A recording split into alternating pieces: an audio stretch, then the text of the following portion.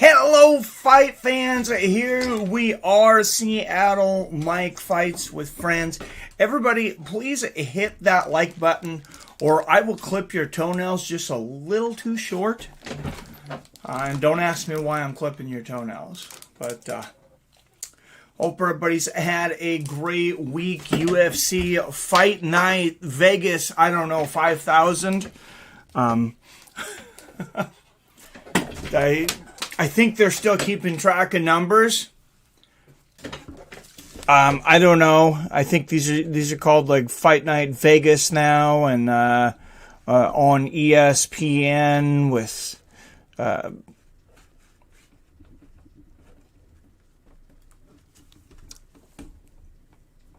special characters. Who knows? Anyways, we got a lot of good fights tonight. Hope everybody had a very, very good week. Thank you for everybody coming into the chat. Yes, Ordinary Pete, I seen you were there first. Followed quickly by Robert Kerrigan. So hello everybody. I'm going to bring the chat up here. What's up, PBR? Vegas 28. Thank you, Vegas 20. Thank you, RW. Doing good, man. Logan looks like a Street Fighter.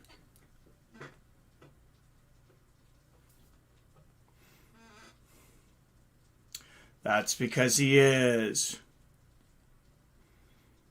That French girl is a monster, said RW. Josiah Perez said earlier at 2:22, we need Street Fighter music. There you go, buddy. I hope you were in there listening. Even got my Street Fighter shirt on. So, I mean, too bad that Jones fight was a no contest. That's funny. Cheers, Postal. That is great. Yeah, I don't know if John Jones is gonna fight again anytime soon. I don't know if he's gonna fight. I imagine he will fight again, but I don't know. Look how the UFC ties these guys to contracts, especially champions. They don't want you to leave if you win. And then with the championship clause, even if you're out of contract, they have a clause to keep you basically until you lose your championship. It's really crazy. And I think that's probably one of the reasons that Jones vacated that belt. Of course, he says it's only to go to heavyweight. But hey, we got a fight here. Francisco Trinaldo, Muslim Salikhov coming up now. Francisco Trinaldo. Isn't this guy like fucking 300 years old? I can't believe Francisco Trinaldo is even still alive. Much less still fighting. Seems like this guy has been around forever.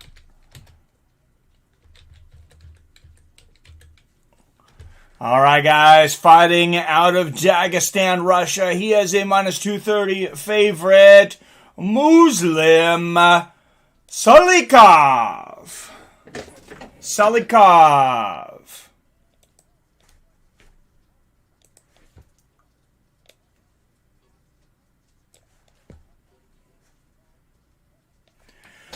And out of the red corner, fighting out of Brasilia, Brazil, he is a plus 190 underdog, 26-7 as a professional, Francisco Trinaldo. It's amazing how long this guy has been like a decent fighter. Mark Smith will be the referee. But, I mean, I know I joke about Francisco Trinaldo's age, but I swear he must have started out at like 16. Oh, and they just jinxed him. They just said never been knocked out in 33 professional fights for Francisco Trinaldo. So there you go. What up? Did you guys see the other fights? They've been great. I took a nap after work so I could be fresh, for this. I've still been working 7 days a week. I haven't got a day off in over a month, so trying to make sure and stay fresh. Salikhov pumping that jab with the early nice straight right there from Muslim. Good jab to the body there for Salikhov. Oh, nice body kick there for Trinaldo. I mean, nobody's undefeated against age. Spinning back kick to the body there from Salikhov. But Francisco Trinaldo, it seems like he's about to fight age to a draw.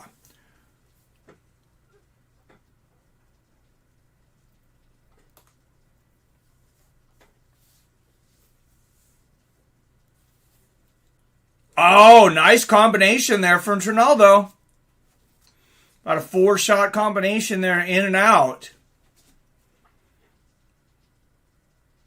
Nice left hook there from Salikhov. Spent 2 different days at hospital this week. Sucked. Sorry to hear that, man.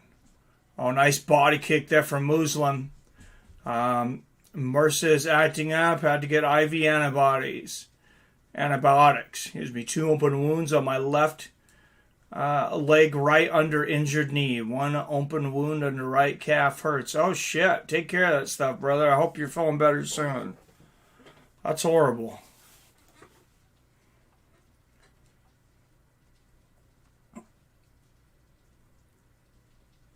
And Trinaldo's really good at controlling the pace of a fight.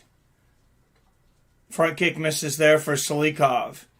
And sometimes I think you end up with this issue of 2 counterpunchers. Nice right hook there from Trinaldo and a good body kick from Trinaldo. And it's not that Trinaldo won't lead the dance. He'll kind of peck on the outside with little jabs and different things, but he's mostly a reactionary fighter. Good body kick there from Salikhov. 7 days a week. Damn, Mike. Hard-working man, my brother. You got to do what you got to do, I guess. Yeah, I hope you're feeling better, Robert. Missed the super chat. Oh, thank you, RW. I seen it, and then I forgot about it. Thank you. Seven says, let's get it on. Nice combination there from Trinaldo. Big left hook and a right hand there from Francisco Trinaldo.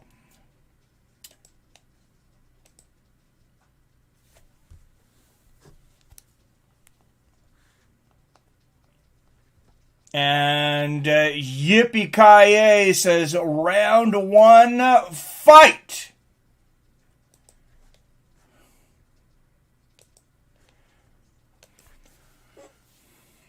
And everybody, an applause for Yippee-ki-yay! Thank you, Yippee-ki-yay. Also, one of our now 10 premium members. Spinning kick to the body there from Salikhov. Nausea and headaches, constant pain from wounds, but won't miss a fight for nothing. Alcohol still flowing heavy, though. Man, take care of those wounds, man. I'd hate to see you get an infection. I've had too many friends and members of families run into really bad issues with infections.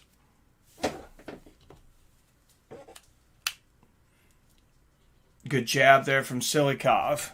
But, a nice body kick there from Trinaldo and a combination. Oh, and a right hook from Salikhov. And I was just about to say, Francisco Trinaldo seems to be winning the first round. Oh, and good ground and pound here from Muslim Salikhov. 15 seconds left. And he just exploded here at the end of the round. I don't know if it's something he was waiting for from Trinaldo. Oh, and Trinaldo looking for a heel hook here, but he's going to run out of time. And, kind of a filling out kind of round. But in a round where we didn't see a whole lot, I like damage. The rules say to score by damage. I'm going to give this one to Salikhov just because, like I said, there wasn't a whole lot to go on besides that knockdown.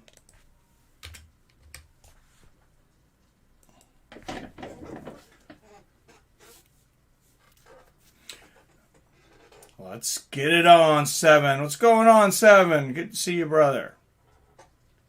All right, 8 up in here. Slow start, but hit that like button so can hope to get bumped up in those algorithms.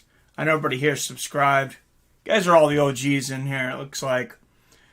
Had a blood infection 2012 that almost killed me. Was in hospital 72 days. Oh, shit, man. Yeah, I guess you do. All right, guys, round number 2.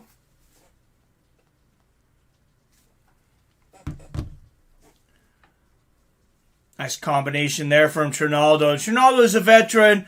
He seems to have shook it off. He did get popped there at the end of that first round. And,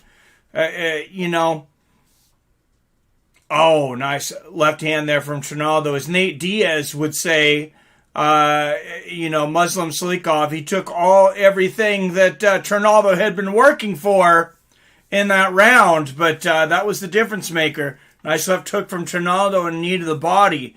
Nate Diaz fight coming up here very soon against Leon Edwards, by the way. Oh, nice body kick and a combination there from Salikhov. I have a feeling that Muslim Salikhov is not real interested in a decision. Nice left hook and a right hand from Trinaldo. He seems to be timing this off, just looking for finishes. And, as I said earlier, Trinaldo is a guy that's never been knocked out. Nice check there from Trinaldo. Body kick lands for Muslim. Fungus that damaged my heart valve. Oh, Jesus.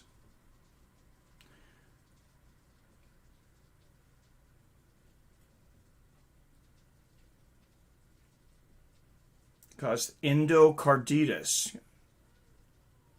Damn. What's up, Trev? Hey, good to see you, man. I watch fights in a smoke room built for me. Nice. Good exchange of jab. Left hook and a right hand there from Salikhov. We still got our smoke shack out on the back porch from when my mother-in-law was living with us, Robert. She passed away. I think it's been almost a year now. But nice right hook there from Salikhov. Another right hook. But... oh, good body kick there from Salikhov. Trinaldo answered with one nice right hand. for Muslim, but the action's speeding up here. Salikhov definitely fights in spurts, but Trinaldo, nice 1-2 there. So for some of the judges, if you're basing Muslim Salikhov's rounds on time control, I mean, he might have an issue with the judges, but he's not taking, for the most part, very much damage, and then he's just exploding in spots. But, I mean, I believe you can win a round in 15 seconds, depending on what the other guy's done. Nice right hook and a right hand there from Muslim Salikhov, and a little bit of Matrix impersonation there from Salikhov, getting out of the way from that hook. That was impressive. Nice knee to the body there from Trinaldo. Another one there. Salikhov answers with a knee to the body, and this fight's really heating up to be a good fight. Like the first 4 minutes of that first round, I was thinking this might be a snooze fest, but not so much now. Nice uppercut out of the break from Trinaldo. Oh, good 1-2 there from Muslim. I mean, he's got some power. Like I said, Trinaldo's never been knocked out, and Salikhov floored him with a big shot. Trinaldo has also done some damage, as you can see, split the nose open there of Muslim. Nice body kick there from Salikhov.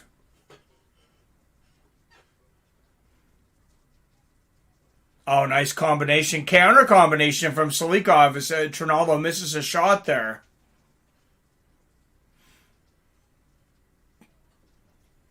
And good job getting out of the way there for Muslim. I mean, the game plan, like I said, he's using his elusiveness and his speed. Nice right hook there from Muslim. And pretty damn good game plan probably when you're fighting a guy that's 42 years old. Nice front kick to the body there from Muslim. Good body kick from Trinaldo. And you see, good body kick there again from Muslim. Oh, a nice throw there from Muslim. Trinaldo going down temporarily. No damage done. And last seconds of round 2 coming to an end here. And I got it 2-0 for Muslim Salikhov. Yeah, I had planned on maybe doing every fight this week, but I was just too tired. I could tell, when I got home about 11 o'clock that a 7-hour stream was not going to go well, so I took a little nap.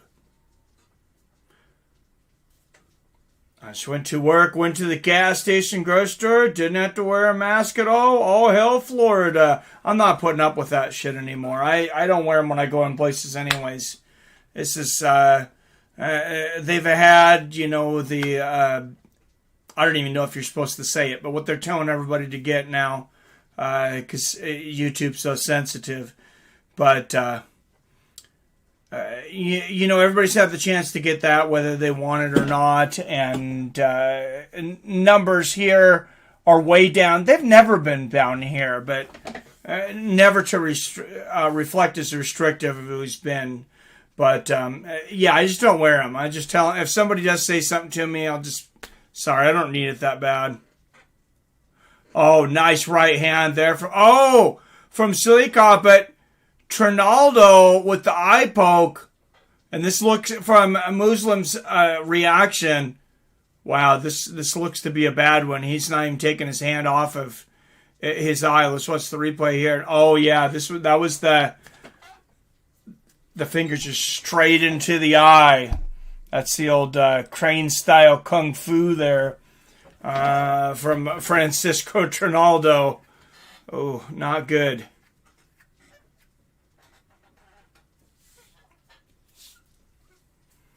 It's a good fight. PBR, not to be any more of a buzzkill. My aunt that was on vent was doing awesome. Sent back to nursing home. They drugged her, went back to hospital because she had to get Narcan, was ODing. Oh, shit, man. Well, I hope she's okay. That's horrible.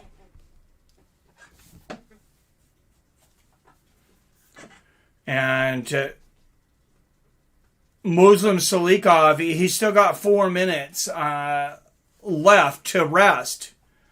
I'm glad that they are showing that 5-minute clock now for eye pokes, because it used to not. It used to be a low blow, and as far as I know, at least in the 2016 updated unified rules of MMA, there is not. It does not call out 5 minutes rest for an eye poke, only for the low blow. I've seen some referees do it. I think it's a good thing. Mark Smith seems to be doing it here, and he's told him no coaching. But he may need some coaching here, because when a fighter's being asked questions, that's tough. And I don't know how good Muslim Salikhov's English is. And now he's answering. He says, "Are you still seeing a little bit of black?" He says, "A little bit, but I'm fine." You got to be really careful about what you're saying, because if he says for a second, if he says, "Can you see?" and he says no, even misunderstanding it, I mean, that doctor will stop the fight like that.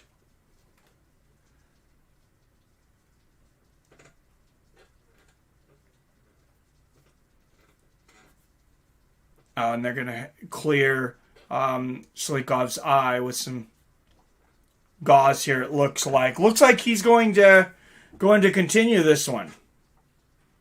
Sorry to hear that, Robert. All squad know you guys ain't playing around. See there, bud. Hell yeah. All right, and a touch of gloves. And I'll count you guys down. 442, 40, 41, 440, 39, 38, 37, 36, 435 left in the third round. A big left hand from Trinaldo. That was his best shot of the fight, I think, there. Nice knee to the body from Trinaldo in the clinch. Oh, and a big elbow from Muslim Salikhov. And Trinaldo coming out with urgency here in the third round. Nice body kick there from Muslim. A nice left hook there from Trinaldo. And I do believe that Trinaldo needs a finish here. And he seems to know it as well, too. Because, like I said, he's bringing the urgency up right now. And we'll see what they can do. Nice knee to the body there from Trinaldo. I mean, he's the same age as I am, so I kind of, got to kind of root for the old guys sometimes. Nice low leg kick there from Salikhov, and a right hand and a left hook there from Trinaldo. Nice little sweep there. Muslim Salikhov, he is exhausted right now. You can tell. It's like he just got tired all of a sudden. I wonder if stopping for so long after the eye poke actually, made him tired, made him think about it, made the adrenaline drop. And Muslim blocks that head kick for the most part, but some of it got through there for Trinaldo. Right hand there for Muslim. It's just amazing, Trinaldo. Like I said, as long as he's been fighting, he still has a very good judgment of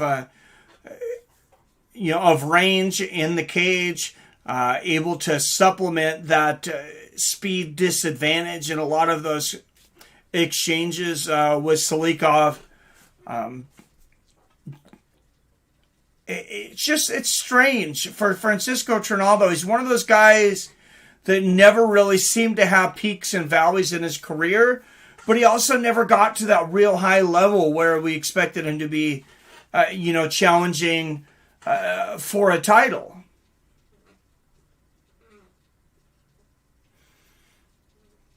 Oh, nice right hand right down the middle for Muslim. And a front kick to the body.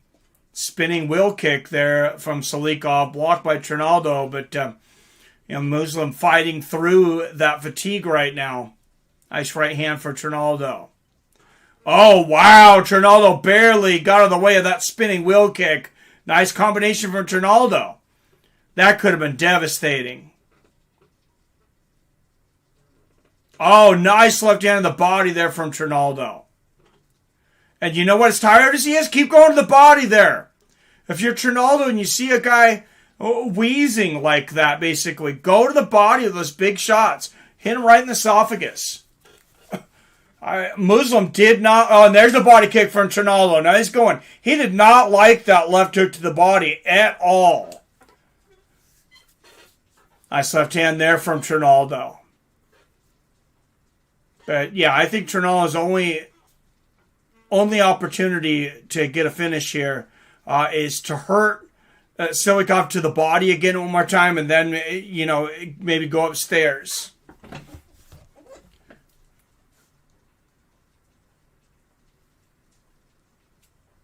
I need timer, Mike, please. I can't reset it because of the eye poke. Sorry. 54, 53, 52, 51, 50, 49, 48, 47, 46, 45 left here in the third. Oh, 2 big left hooks there from Trinaldo. And Salikhov says, I've had enough of that. I'm not a chance of getting knocked out. Scoops Trinaldo up and takes him to the ground. Nice elbows and little shots from the bottom here from Trinaldo. Who I have winning this third round to this point for Trinaldo. But, so we're going to have to see how some of these judges scored the other 2 rounds. Nice shots on the top here from Salikhov. And that's the end of the fight. Interesting fight, almost like a boxing classic. Yeah, yeah, that was a good fight.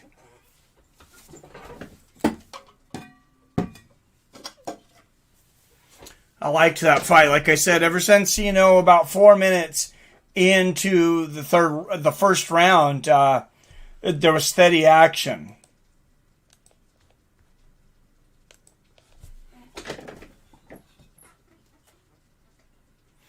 Think Woodley will put a beat down on Paul?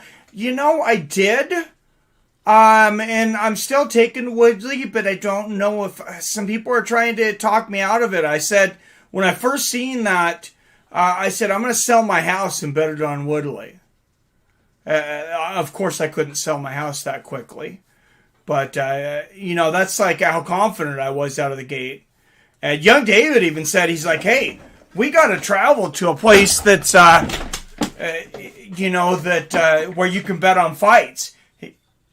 He goes, because you have to bet as much money as you can on Tyron Woodley. He knows what's up. Unanimous decision, 30-27, Muslim Salikhov. I had it 29-28 but also for Salikhov. It's not terribly egregious to give Muslim that third round, so not a bad decision there. Quit playing with the squads. 245. You've lost a lot of weight, Robert. That's awesome, man. Oh, we're under 2. Yep, thanks.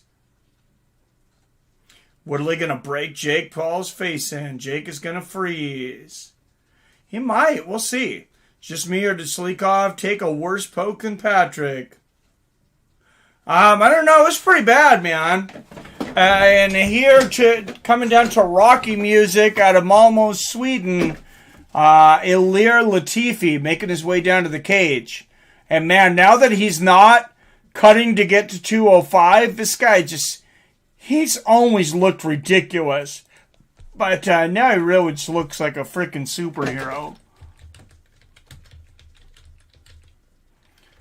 But, he's got a huge challenge in front of him today. Latifi, 9 first round finishes. Finished 11 as 15 wins. 6 knockouts, 5 submissions.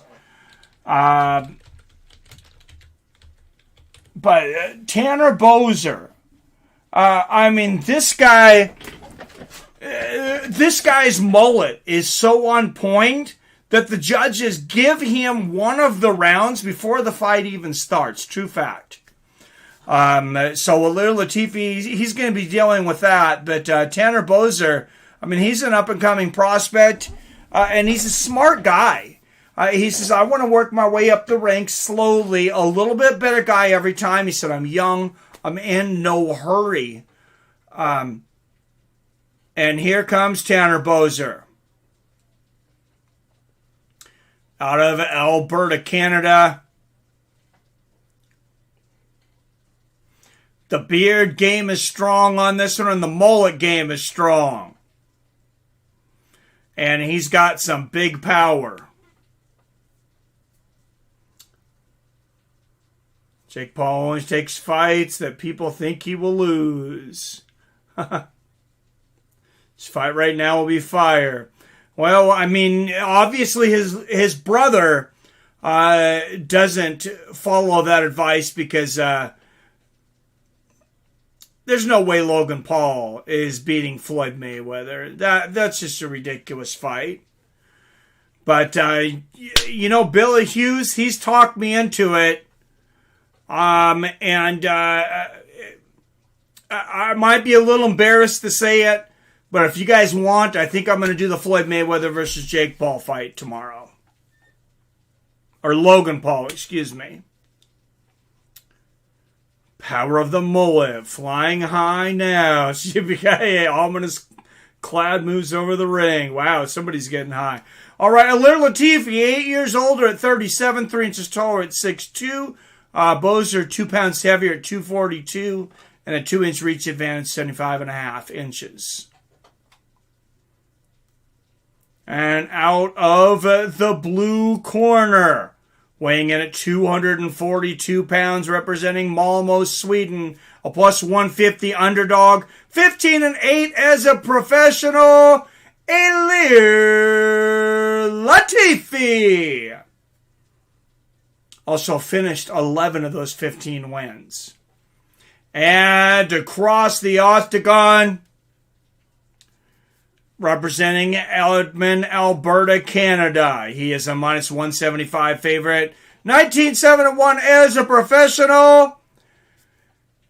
He is Tanner, the world's greatest mullet, Bozer. Herb Dean will be the referee. The first of a heavyweight tripleheader tonight, guys. This is the big fight on the prelims, so heavyweights. Later, we will have Walt Big Ticket Harris in the co-main event, taking on Marcin Tybura. And then the main event, of course, Jairzinho Rozenstruick versus Augusto Sakai. Boser going for the head kick right out of the gate. Don't blink for this one, guys. It's amazing Ilir Latifi cut all that weight for all those years. You see, he's 242. It doesn't look like there's much to cut. Nice body kick there from Bozer. But, he's 37 now, which, there's heavyweights that have had some decent runs even at 37. But imagine if he had stayed at heavyweight. Oh, good exchange there. Heavy hands from both of these boys. But, I can imagine a nice straight right there from Latifi. You can imagine if Latifi had fought his whole career without losing that weight. He's 242. Look at that. He's got abs. He's got crazy abs. How are you cutting 37 pounds off of that body and telling me that's healthy? That could not have been healthy for all those years. Oh, Bozer feinting the right hand there. Nice body kick from Bozer, but Latifi catches it and gets that takedown. And that's something Latifi, like I said, as a heavyweight, he could be a problem for a lot of guys. He's got hammers for fists, and he's got a good wrestling game. In reality, Jake can beat Woodley with a simple jab. Jake been helped. KSI would beat Ake. I look forward to your guys' analysis on this one, because I might be a bit jaded just because I can't stand the Paul brothers, and I didn't ever dream that we'd be taking them seriously. So, I almost want to put up a poll early, but that fight's not going to be for a while.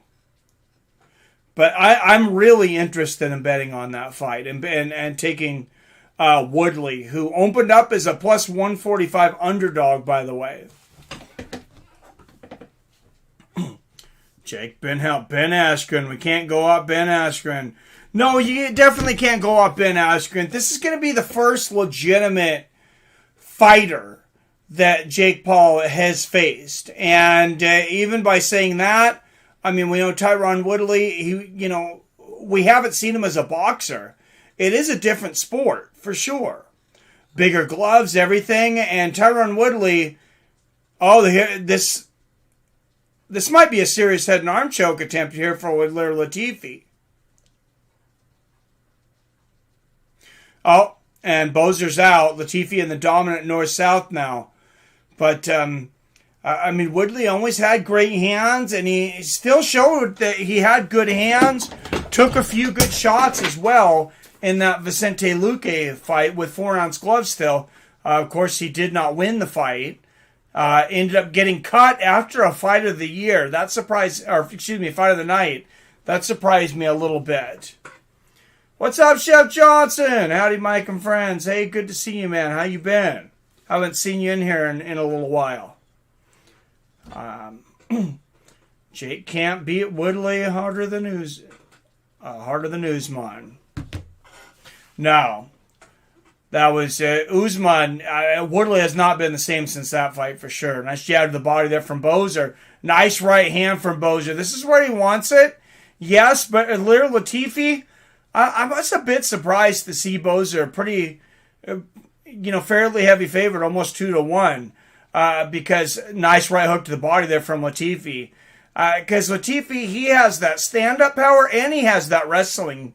He's definitely a more balanced mixed martial artist, but that just shows you that the power of Tanner Bozer. And again, the power of that mullet even rose him up as a favorite on those odds.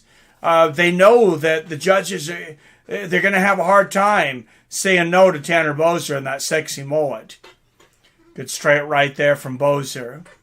And a good jab. And nice body kick there from Tanner. Another good body kick there from Bozer. Not the easiest round to score, though. I gave it to Latifi. I think that takedown and some damage on the ground was probably the difference. Bozer hadn't really done a whole lot that round until that last little series there. And I don't think he did enough there to steal the round, though.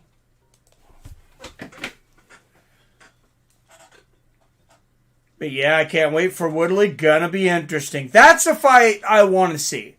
Like I said, Logan Paul and Floyd Mayweather. I'll do a fight companion on it if people want to watch it, but it's just not a fight that interests me. I'm always interested in any fighting to a certain point, but I guess I almost felt insulted as a fight fan that they even dared to put that fight on. I really did. I was kind of like, what do you guys think of us that you're gonna try to sell us that fight? But it is what it is. It's scheduled now. All right, Tanner Bozer, Ilir Latifi, round 2. But yeah, I can't wait for Woodley. Going to be interesting. Oh, this fight has been pretty entertaining so far. I believe so too. Bozer's nice kicks for a heavyweight. Hell yeah, he does. Woodley lose by fraud. He sells out. Oh my goodness. Oh, nice defense there from Latifi, and then turning it into offense with a 3-shot. 3-punch combination there. Oh, both guys landed there, it looked like. Nice right hand there from Bozer. Oh, and Latifi's he cut him right in between the eyebrows there.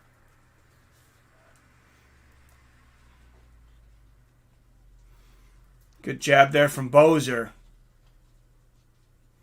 Bozer, I wonder if Bozer, I don't know if he's just awkward. It kind of looked like maybe he's got a leg cramp in his right leg there for a moment. Look at his movement. And then he threw that body kick pretty well, so maybe not. Nice combination there from Bozer. Latifi gets in one of his own, but Bozer really picking up the pace here in the second round.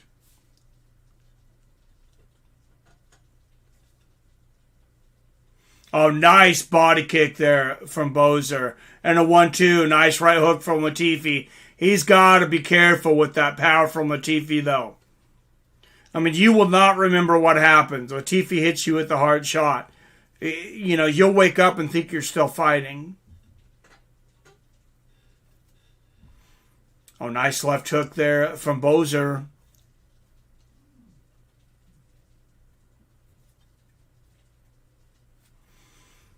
And, you know, I will tell you, like I said, there was positives and negatives to not having a crowd. And I was thinking, man, I don't really care if the crowd's back so much because you're going to lose other things. Like here in the corners and things. Nice uppercut from Bozer. I completely changed my mind. As soon as I heard the roar of the crowd a couple of times, I said, okay, I was wrong. We need this back. Nice body kick from Latifi. Good body kick from Bozer. Nice body kick there from Bozer. I was a little disappointed that Dana said that he didn't have any plans to have crowds for fight nights this year. It seems to be an Endeavor financial move. Nice couple of jabs there from Bozer.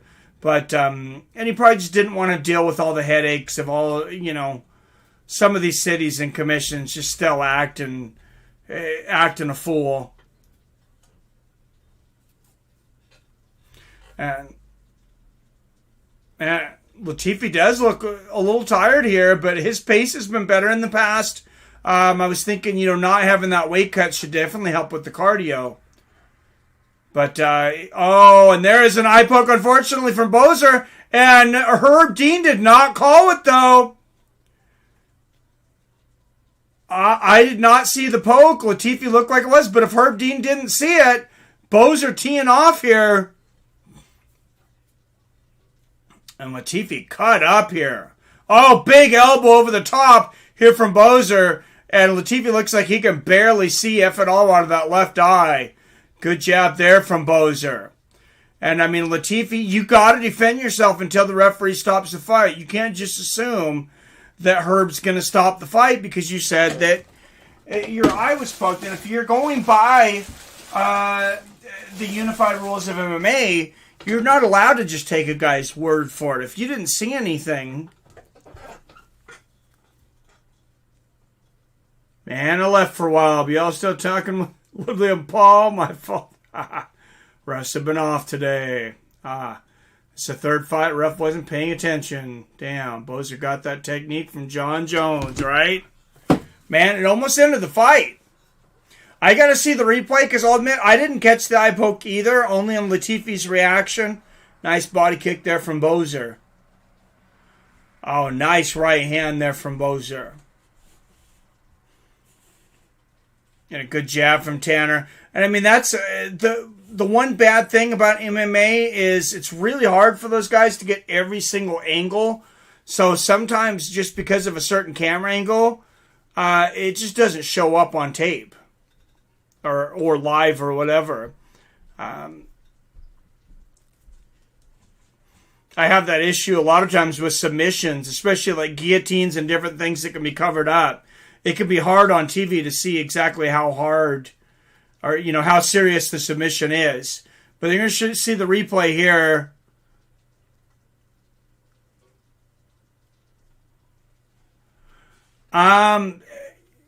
Let's watch the punch again. Oh, that was really hard to see. That was a little better angle on that one. But I can't blame Herb for that one.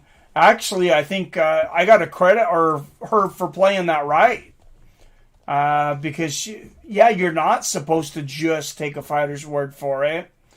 And, I don't believe Latifi's the kind of guy to try to do that. But there definitely has been fighters that have said, hey, I took a low blow or an eye poke. And they really didn't when you watch the replay. Or some common things. It wasn't an eye poke. It was a knuckle in the eye. Or it wasn't a low blow. It was actually a legitimate body shot. Thumb grazed the eye with the nail. Yep, thumb from a punch. What's up? What's up, Clavin? Hey, good to see you. And good 17 people in here. I missed having UFC last week. I mean, we did some things. I've had a lot of yard work to catch up on last week at the house. It could be tough here in Seattle because you get rain for so long and then you get 3 or 4 sunny days. It's like, man, you better take advantage. And my yard was a jungle. Number 1 rule, defend yourself at all times. Yep. Hope everyone good. Thanks, Mike. Thanks, Clavin. Oh, good jab there from Bozer. And I know there was a boxing match. Devin Haney fought last week, actually. I shouldn't say just a boxing match. Devin Haney's a pretty good guy. And he got rocked in that fight unexpectedly. But I had promised the wife that I wouldn't be streaming that week, so nice right hook there from Latifi after a combo from Bozer. Oh, that eye looks jacked for Latifi. And going for the takedown here. Oh, and Bozer, terrible takedown defense here, to be honest. I mean, that didn't look like the greatest attempt there from Latifi. And Bozer just really putting up no resistance.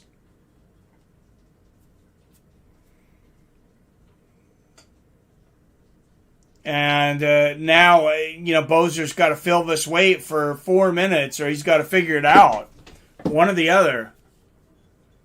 Don't assume the fight is over until the ref stops. Yeah, like Anderson Silva, especially when Michael Bisping was fighting in England back in the day, you could literally get knocked unconscious and keep on fighting.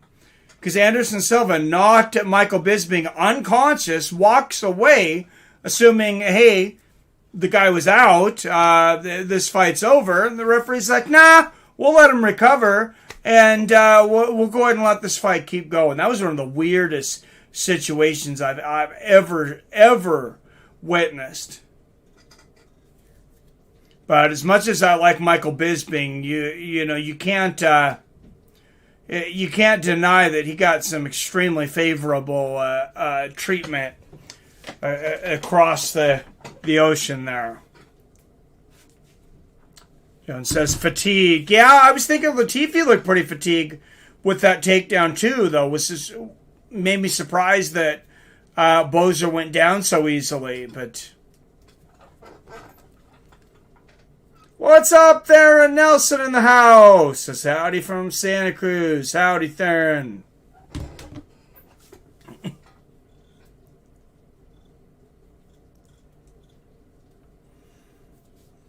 And Latifi on top here. Just he's in no hurry to try to finish this fight, really, either. He's going to wear Bozer down with all this weight. Oh, nice right hand there from Latifi. Yeah, Latifi, he can gas out, a lot of times on his feet and from some spectacular takedown attempts. But usually when he's on the ground, that's the one time he's a pretty patient guy at picking his shots. A nice shot to the body there from Latifi. And don't forget, 11 out of 15 wins are by finish for Latifi, but 5 of those are submissions. Almost as many as by knockout. Nice right hand from the top here from Latifi. And Ilir Latifi just dominating right now. A 300 milligram Rick and Morty Adventure Chocolate Bar Peanut Butter Crunch flavor. 300 milligrams? Holy shit, that does sound like an adventure, Robert. Did you just eat it? Adesanya and KO Vittori, not on the same level. Robert fired. Yeah. Oh, I agree. And I believe it should have been another Robert Whittaker getting that shot, but they tried to put him in there. They tried to offer him the fight on too short of a notice after just fighting for Whittaker. So that's why we end up with Vittori. I know a lot of people thought Whittaker was overlooked for that, but he said he actually was offered the fight, but, I mean, he had just fought. a long battle with Kelvin Gastelum.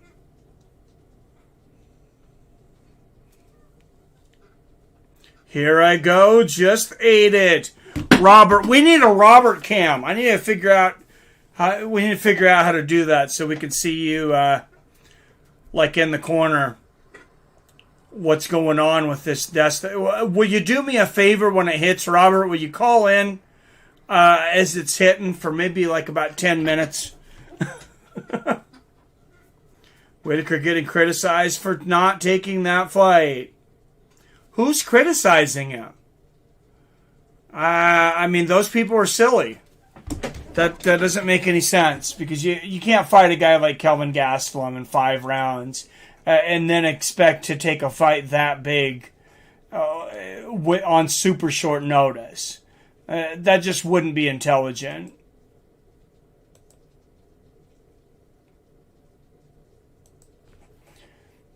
Especially when you've already lost to the champ and worked so hard to get back up there. Because Whitaker knows, like, if he loses to Adesanya again, the chances of him ever getting a third fight, I mean, it's super rare to ever happen in the UFC after a guy loses 2 to get a third chance. It's happened, but it's not likely. Toxic fans, man. Or some people, I don't think they mean things a lot of times. They're trolling, trying to stir up shit. We do that, Rob Cam. I'll eat shrooms. All right, Robert. Damn, we might just have to have a whole stream of for that. Just I'll put together a series of questions to ask you, and we'll do like a scientific experiment on. Exactly how functional Robert is on shrooms. 300 milligrams, though. Like I said, I'm a lightweight, and that blows my mind. I know tolerance in people varies widely. Like I've told you guys, in my entire life, I probably had edibles maybe 10 times now. I never tried any marijuana or any other drug before the age of 40. And there you go, Adesanya versus Vettori 2. Nate Diaz versus Leon Edwards is the 5-round co-main. That is next Saturday. Robert Deal. Judge Bell, 29-28 for Latifi. Split decision. 29-27 for Bozer. That guy flunked math. 29-28. Ilir Latifi. And that went the right way, but what other referee had that 29-27? Please slap that guy. I mean, maybe we need to just start having that. You have a 4th judge that's really good, although why is that guy not judging the fight to begin with? But, he can go up to one of these judges, and if it's such an egregious decision, you just smack them as hard as you can. And I don't care if it's a woman. If it's Adelaide Bird, I'll support it this one time. Because these decisions are ridiculous. You just walk up to them and you say, what are you thinking? And you give them a big-ass slap, and maybe they'll think about how they judge the fight the next time. Be surprised how I can hold a conversation on 7 grams of shroom. Jesus, talked to my mom on them many times. She never has a clue. Damn, 29-27, dude. Where are they getting these refs? Dude, that guy is like, he's like, how do you score it again? I wasn't watching. I don't know what's going on. What seems like a legitimate score that'll sound like I'm watching? How about 29-27? It's like... Okay. Let's do the math on a 29-27. Because the only way you get to a 29-27 would be a 9-9 round. So you took a point away from the winner, Tanner Bozer, when the referee didn't. It's just so asinine. How Latifi won, by the way. Yeah, Latifi. Well, I thought he won because of the. I just thought he won the fight. More effective striking. He dominated the wrestling. I think Bozer won the first round, maybe. I had 29-28 Latifi. But, Mike, stop. You're killing me. I really wouldn't slap Adelaide Bird, by the way. I would let that guy do it that you see on TV in the slapping contest that knocks people unconscious. I'd have that guy do it. They're probably a felony here in Massachusetts, but I don't give a fook.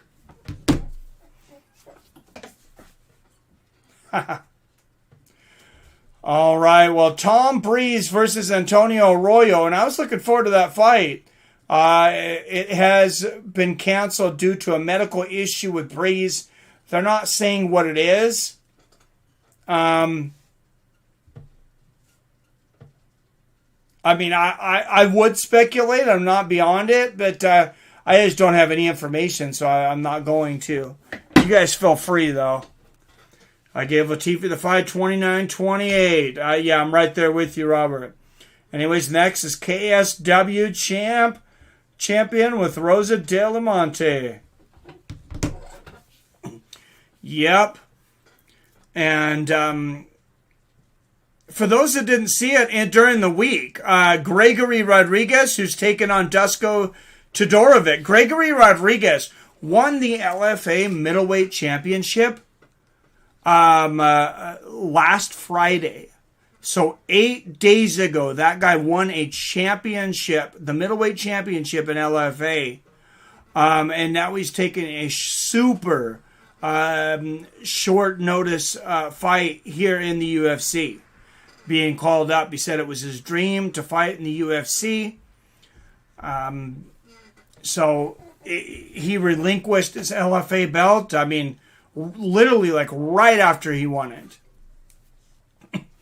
The UFC called him, and we'll see. We'll see if he can parlay that LFA championship into a good showing in the UFC. Wrestling was on point. Yes, it was. Connor Nate both win. They should do a trilogy, but it's highly unlikely.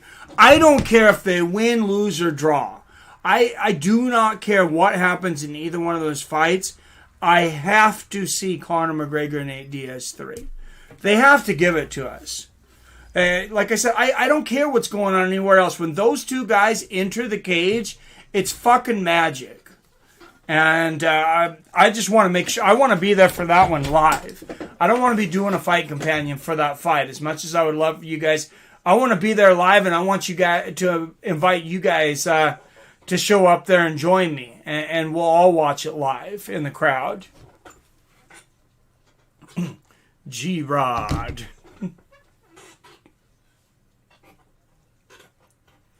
So if anybody was able to, save some money up during the old 19, during the last year and a half, because you weren't doing some of the things you'd done in the past, some vacation funds and things, I am planning on trying to get everybody together for some kind of a meetup this year.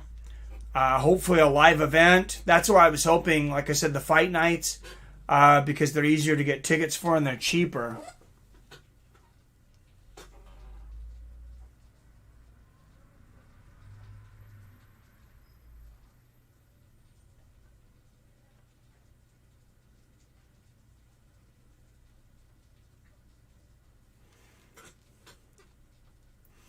If they both lose, they should fight. I want a trilogy.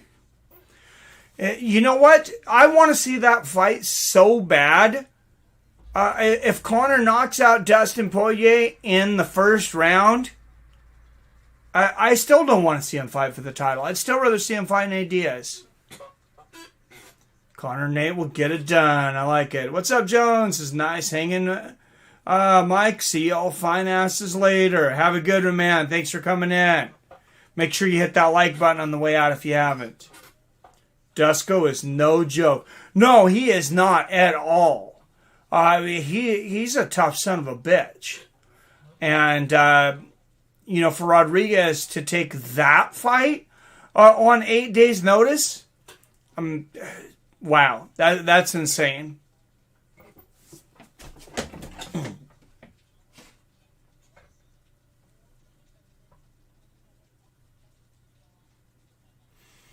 So, yeah, and that's going to be our first fight now of the main card since Tom Breeze and Antonio Arroyo was canceled. Dusko, Todorovic, and Gregory Rodriguez in the first fight. And Dusko's only a minus 150 favorite, despite Rodriguez, like I said, taking this on 8 days' notice. That tells you they really think a lot of this Rodriguez kid. And I've watched a lot of fights over the year. I haven't watched a lot of LFA, but I've definitely watched some. I don't know if I've seen Gregory Rodriguez fight or not. I remember a time where I probably could have told you every fight that I had watched for the last 3 years. And if you'd asked me for a fighter, then there's no way I would have forgot seeing a fighter. But there's just so many fighters and so many fights now. It's a good thing. All right, and showing the heavyweight rankings there. You got Augusto Sakai at 9. Ranked number 9, 15-2 as a professional. Rozenstruick, ranked number 6, 11-2 as a professional. And then, of course, that top 5. You got a lot of tough guys. The heavyweight division, it's in one of its better spots right now. It's like, Stipe's probably, real close to the end of his career, I would imagine. Some of those guys are getting older, but younger guys are stepping up. And, if Derek Lewis can't defeat Francis Ngannou, he could be champion for a long time. Because I would take him over... not that I don't take him against Derek Lewis either, but I don't count Derek Lewis out. I would take Ngannou easily over every other heavyweight in the world right now. And that's including my favorite fighter, Stipe Miocic. Just after that second fight, Stipe, he's going to be a little bit older. He's war-worn. And, maybe he can get it done. I'd love to see it, but Ngannou is a beast in his prime. Dustin is like Subaru. Seems like a regular boring car, but there is a punch. I like that, Robert. That's a good analogy. Yeah, Dustin and Nate in it for the long haul. Maybe not Nate. Leon is going to KO Diaz. We'll hold you to that, junk. Oh, and actually, they're going to... It's not going to be Todorovic and Rodriguez first fight on the main card. They're actually bringing up the female card. I wondered what happened to that. It was supposed to be the last fight on the prelims. Montana De La Rosa and Ariane Lipsky. So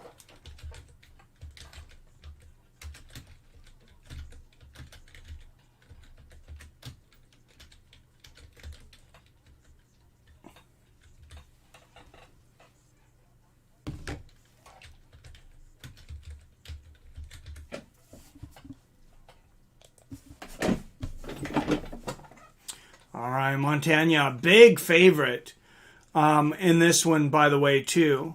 Minus 305. And just to recap that last fight, Tanner Boser was a 2-1 favorite. By the time the odds shook out, he's a minus 200. Latifi was plus 160. So anybody that bet these fights, I hope you took Latifi. Could ended up with a pretty good payday. Favorite fight was Vanderlei Silva. Favorite fighter? Oh, yeah, dude. The Axe Murderer was great. Especially in Pride, man, because he was just so good with those rules. I believe pretty much every other fighter had like a reflex, almost like a gag reflex when it came to soccer kicking down opponents, stomping on their head. Wanderlei Silva did not give a fuck. That guy will stomp on your head, he'll soccer kick you, and I think he lived up to the name Axe Murderer because he really did not seem like he cared if you died or not. That guy was, he was like a true throwback samurai.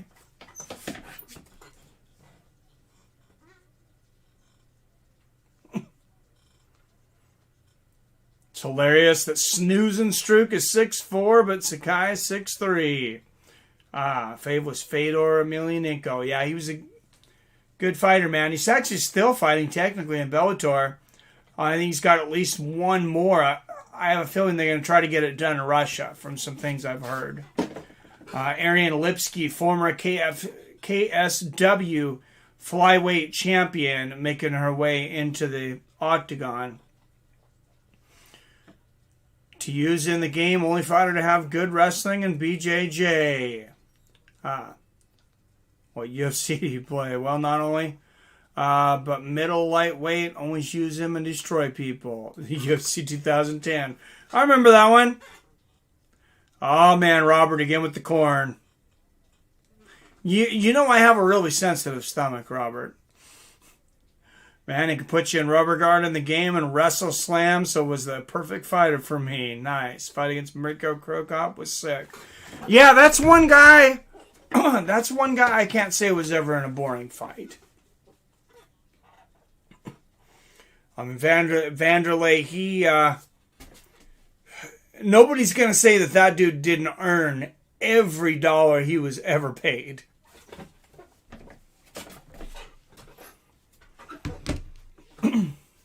And, it was live by the sword, die by the sword. So, generally, you knew you were going to see a finish. De La Rosa, most submission attempts in UFC flyweight history was 7. That's a really weird stat. Finished 8 of 11 wins for De La Rosa, all by submission. So, yeah, these ESPN guys, sometimes I think they get a little ahead of themselves and they end up throwing out some really weird stats that I really don't think are pertinent. But, they also watch baseball, so what can you say?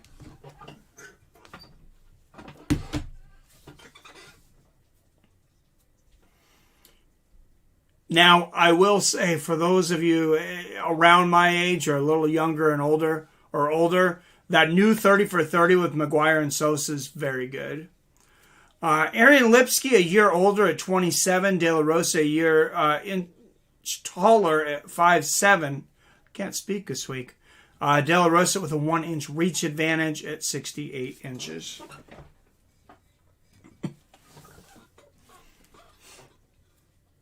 All right, guys, and out of the blue corner, fighting out of Curitiba, Paraná, Brazil. She is a plus 230 underdog. 13-6 as a blood fighter. Ariane Lipsky.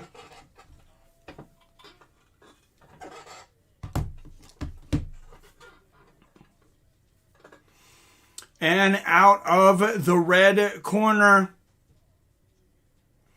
fighting out of Fort Worth, Texas, a minus 280 favorite. 11-6 as a professional. Montana De La Rosa. I'll be 42 on Wednesday. Oh, I'm almost a full year older than you, Robert. I'll be 43 in September. Well, hey, happy early birthday, buddy. Keith, I smell like alcohol and cigarettes. Peterson will be the referee.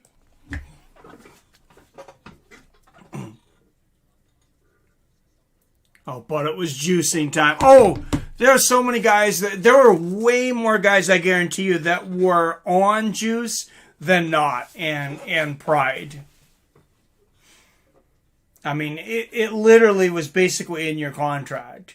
They said, we need you to sign this, understanding that we will not drug test you. Please sign this so you understand that we will not drug test you. Nice right hand and a left hook there from Lipsky. Straight right and left hook from De La Rosa. Oh, nice exchange there.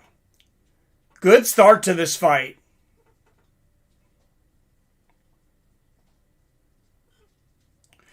Oh, by the way, for somebody, whoever was talking about Lipsky, I do not agree with the odds of Montana De La Rosa being a 3-1 favorite.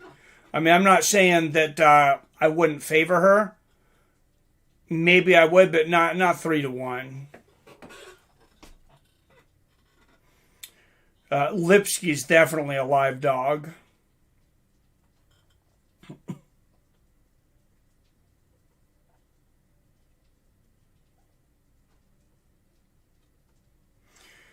Oh, nice combination, body and head there from Lipsky.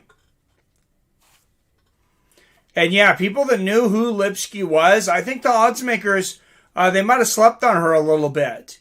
If you took that bet, you might be walking home with a lot of cash. Not often you'll see a 3-1 on a fight like this that I believe on paper is very even. Nice exchange there. Good right hand there from Lipsky.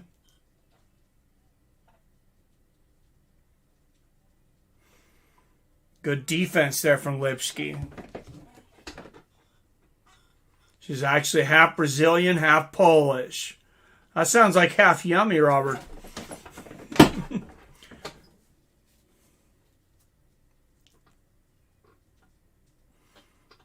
Oh, nice right hook there from Lipsky. And here's the big strength of De La Rosa, and she gets the takedown there. And that's what she wants to do. Bodies her up and takes her down to the ground.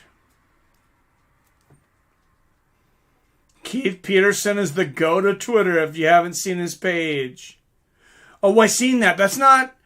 Are you talking about the guy that said... that's actually not Keith Peterson, but so many people think he is? Or actually Keith Peterson's? Because there's a guy that has a huge following with a Keith Peterson Stan account, and it is very funny. Yeah, Lipsky has more chance than the odds. But De La Rosa on top with the ground and pound now. And Lipsky taking the guard, landing some shots from the bottom here. De La Rosa, I mean, she's got 8 submissions, though. Lipsky, I mean, it's not where she wants to be for Lipsky. Nice elbows from the bottom there from Lipsky, though.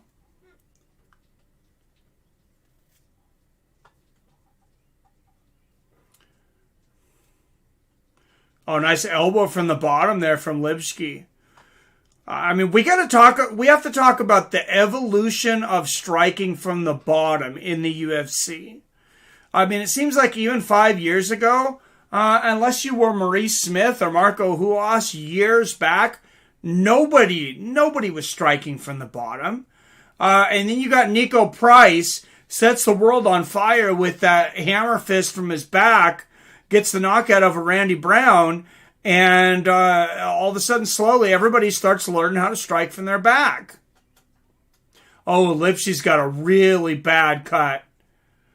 Left side of her face. It's not above the eye, but it's right to the side of the eye. Oh, she's bleeding a lot. Nice elbow from the bottom there from Lipsky, but man, yeah, that is a tremendous amount of blood. Oh, another big elbow there from De La Rosa.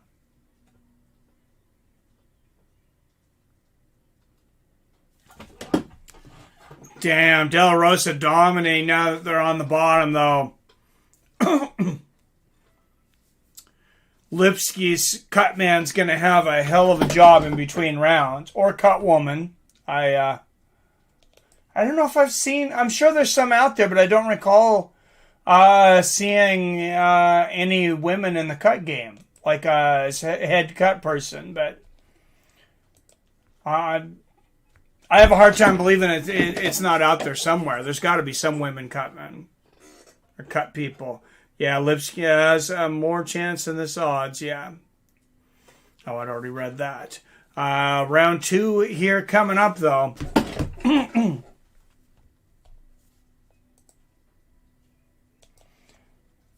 And we got to give a shout out to a sponsor, Robinhood. Guys, there's a lot of stuff going on in the world of stocks right now. Any AMC apes in here, by the way? I'm up to I think like 254 shares of AMC, so I hope there's some apes in here. But I'm going to give you guys a code if you haven't already got it there from Robinhood. You're going to get a free stock. And you're really going to help out the channel because just for one more month, Robinhood's going to give me 3 free stocks every time you guys get one. Nice combination from Lipsky, but De La Rosa again with the takedown. And maybe this is what the odds makers were looking at when they made these odds.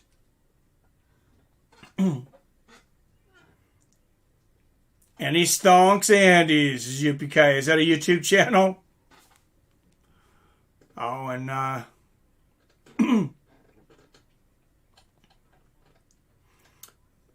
throw my link up there in the chat.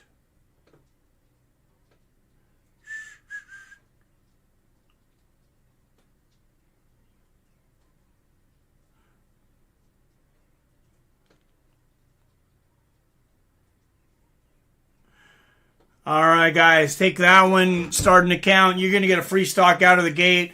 Could be an AMC stock. Could be a 200. Could become an ape overnight. Oh, Lipsky looking for a heel hook there, and De La Rosa's just going to sit on her. Oh, nice elbow from the top there from De La Rosa. You could really hear that. That was a thunking elbow. And I side control, and wow, that cut and that face is looking horrible again here for Lipsky. It looks like a thumbnail on a car crash, like when somebody hit their head on the windshield. I mean, the way that the blood is kind of painted across her face there. And I'm pretty sure that's the last time she's going to be able to wear that top, too. Because it is completely stained in blood. I would like to be in that position with those girls, Robert. Hey, who wouldn't, man?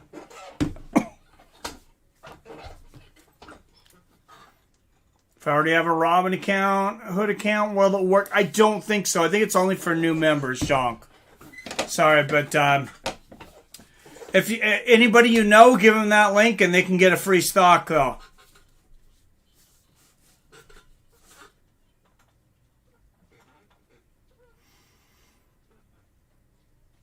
And, I mean, I've been working 7 days a week at my regular business. Even took up a few odd jobs on top of that, second job, to try to raise money, just to pump as much money into this AMC thing as I can. I've really became a believer. I'm watching these hedge funds. I mean, they are sweating right now.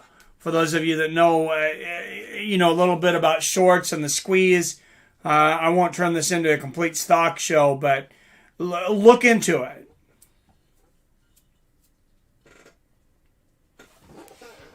I think AMC could definitely go over $100 next week. 2 shares of AMC. Hey, you probably got a couple $100. I'm in love with Montanius. As Josiah. Nice. I've been banking on AMC. Hey, good luck, Trevi.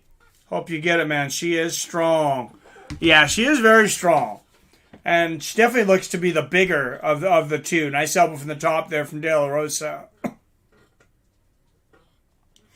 I don't know what Lipsky cuts for weight, but it doesn't look like she cuts a lot, probably. Oh, full mount here for De La Rosa. And elbows from the top here. Oh, damn. Oh, these are brutal. She's going to stop this. She is cutting the shit ski out of Ariane Lipsky. My goodness. Oh, these are some shots. Keith Peterson diving over and hammer fist. And it is all over. Montana De La Rosa making mincemeat out of Ariane Lipsky's face. And I hope she gets some medical attention quickly, because she has a beautiful face, and I think we all like looking at it. So somebody please fix that immediately.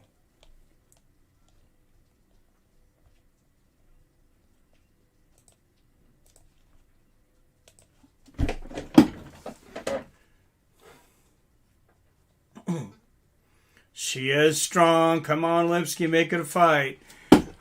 She was, when they were standing, she was pretty good. But then after De La Rosa got that first takedown so easily, I think she realized, hey, this is the way I'm going to win this fight.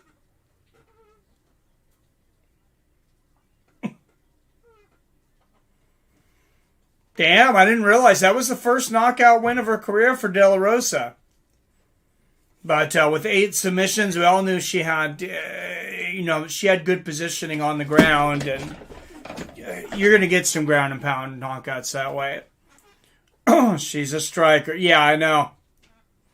She got knocked the F out, basically. It was a little bit of a late stoppage. Had a beautiful face. Oh, yeah, that is bad, man. A monster is born. Yippee-ki-yay. De La Rosa has been in the UFC for a little while.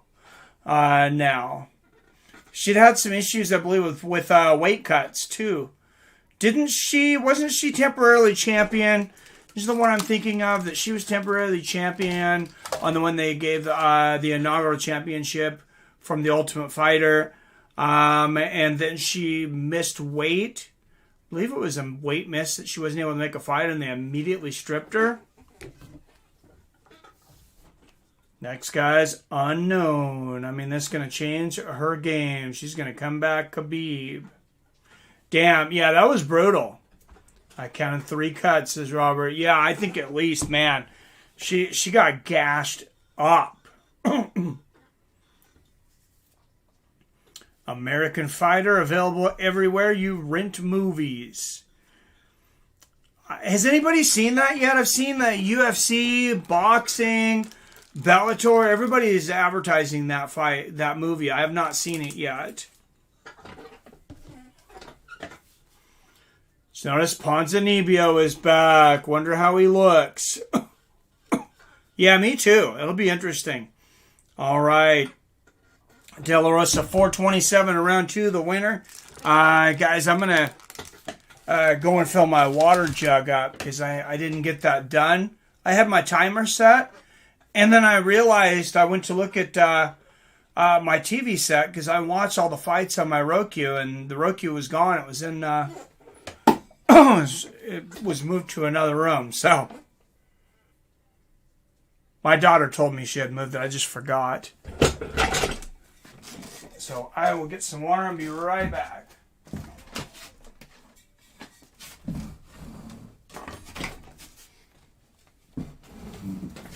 By the way, how you feeling after those 350 milligrams, Robert? Did I just hear Rebecca? Oh, no.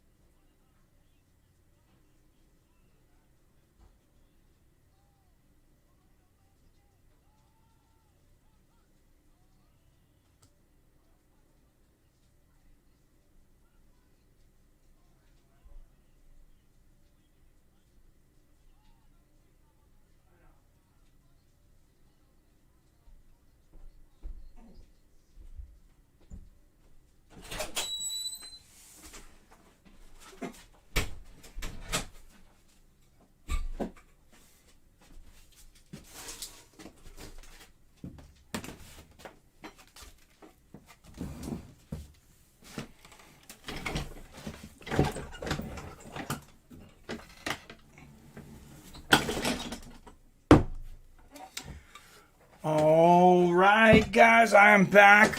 And, yeah, I'd almost forgotten about that. The Brandon Moreno versus Deiveson Figueiredo 2. That fight's going to be coming up. Brandon Moreno did much better than most people thought he would. And now we're going to get to see a rematch. I know I have not done a prediction on that fight, like a video or anything, but I'm going to tell you right now, I think it's a much different fight. That was a Deiveson Figueiredo was defending his championship twice, I believe, within like less than a month. He'd had some other issues coming into that fight. Now that he knows who Brandon Moreno is, I expect. I don't know if he'll dominate it, but I think Figueiredo's going to win that fight fairly convincingly.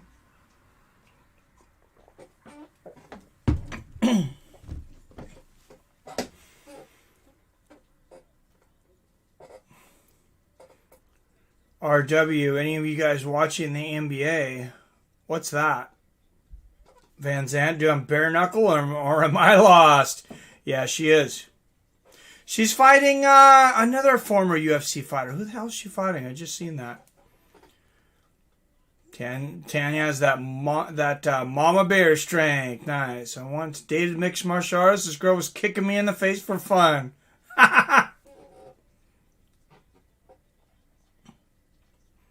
Kevin Durant all day long. That's for the win. Yeah, I'm bitter because he was Kevin Durant was a Sonic, and then they stole my Sonics like 12 years ago. So I don't watch the NBA.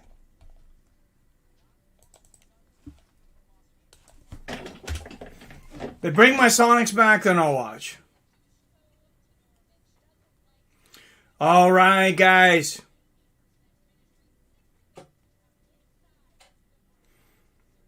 Coming up next, Dusko, Todorovic, and Gregory Rodriguez.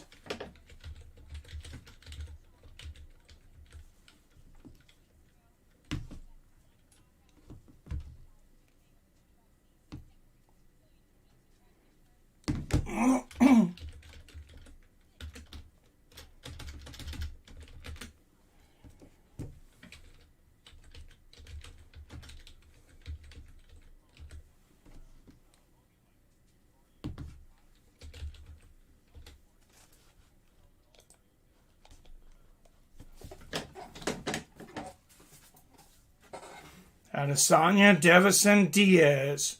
UFC 263. 3 5-round fights in one night. Oh, yeah. That's right. I forgot that makes it 3 5-round fights. I have those 3 winning. Nice. Well, that's an incredible card. And, yeah, I don't know how I had forgotten that Figueiredo and Moreno were on the same card as Adesanya and Vettori. But yeah, that's a hell of a card.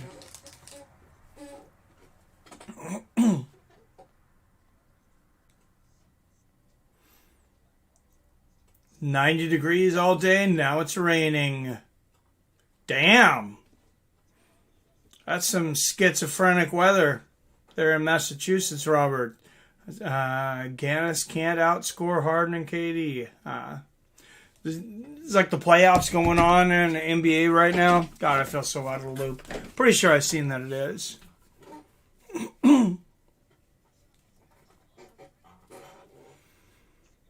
But no, I actually had watched a couple of games since the Sonics left. I'd watched a few of the games with LeBron James because my nephews were watching it, and then I found out LeBron James was a piece of shit. So I kind of stopped watching.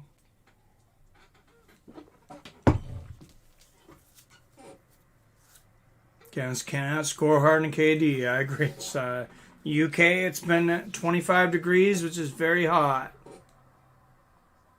CCP owns the NBA. What's up, King James? Yeah, that's my... I'll clarify for those that could have misconstrued that why I don't like LeBron James. When he went out of his way to stand up, to take the side of China in their occupation over Hong Kong, I was just like, yeah. You're not my bro. I support the Bulls. I used to live in London. No, overall, I don't have an issue with the NBA overall, though. I was just being, like I said, I am bitter that they took my Sonics in 2008, but it is what it is.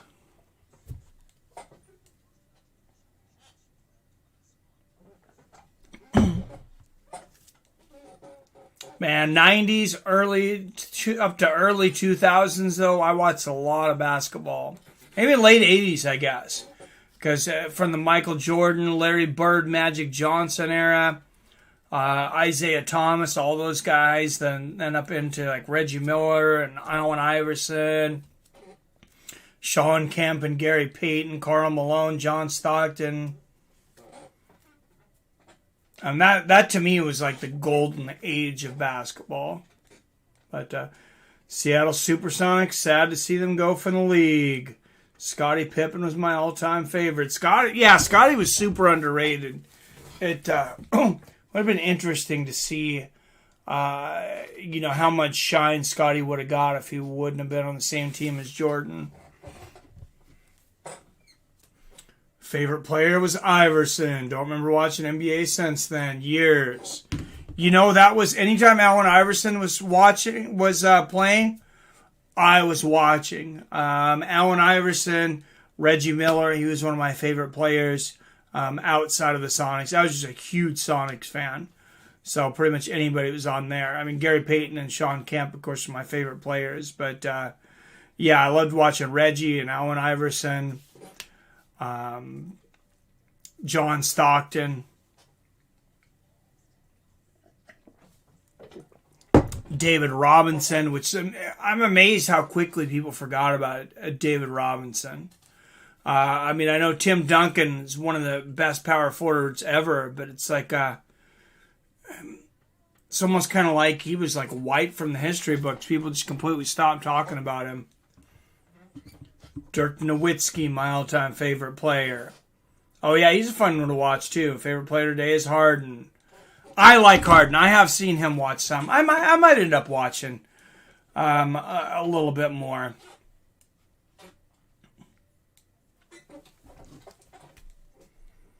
DeRozan and Luka are my favorite player today. I don't even know who those... I think I've heard of Luka.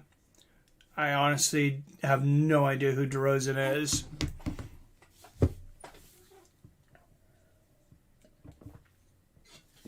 That shows you how much I am out of the loop on basketball. But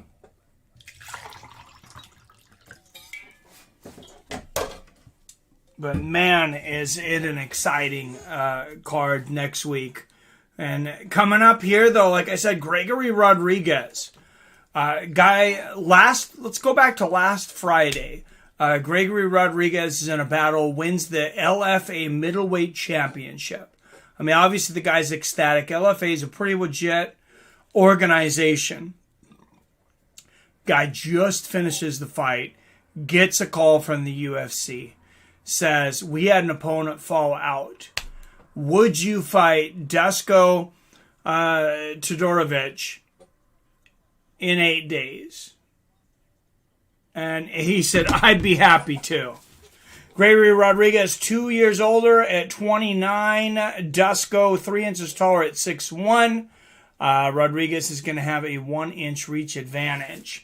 And like I said, I mean, the odds are fairly close for this. I mean, Dusko's he's a favorite, but exciting month, June and July. Hell yeah, I can't wait for Diaz versus Leon.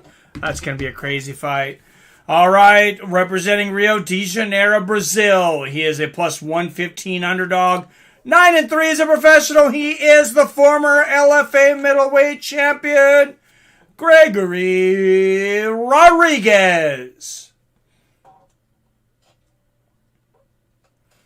And out of the red corner, a minus 135 favorite, representing Belgrade, Serbia. He is 10-1 as a professional, Dusko Todorovic.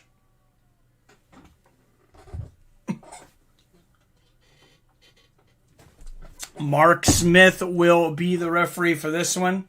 Hopefully England wins the Euros. Who do you support?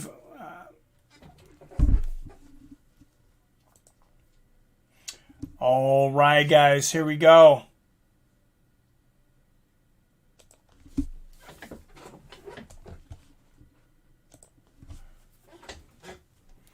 This looks like Obama after a tough night. Oh my goodness. All right, Todorovic immediately moving forward, putting the pressure on, lands a double jab, and clinches up. And we'll see how much Rodriguez has recovered from, like I said.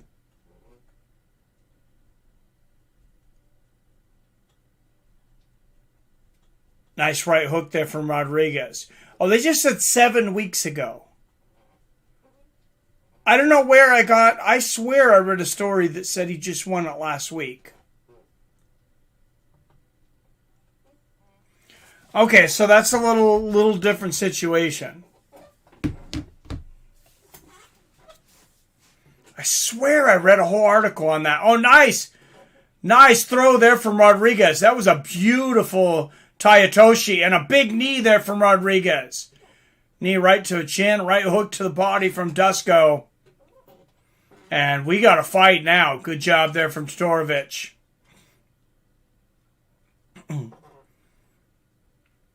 And I mean, to be making your UFC debut against a guy as tough as Todorovic, too, that really says something.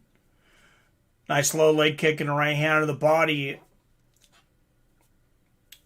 there from Rodriguez. Good jab, Rodriguez. Oh, nice right hand and a left hook there from Gregory Rodriguez.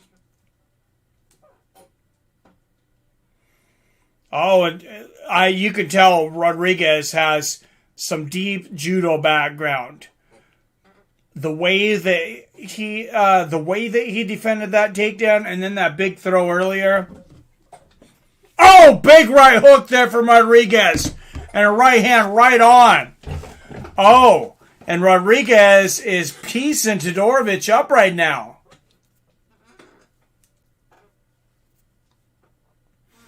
This would be a huge debut for Rodriguez if he takes out Todorovic. Oh, nice right hook for Rodriguez.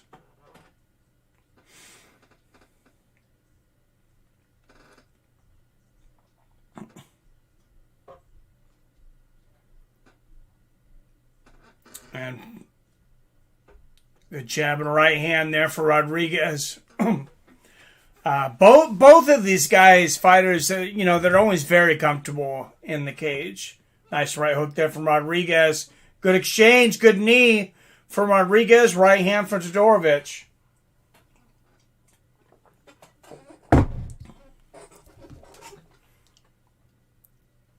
Used to bet a lot of matches. Get used to watch mini games. Quick jabs. Yeah, they are. Nice jab to the body there from Rodriguez.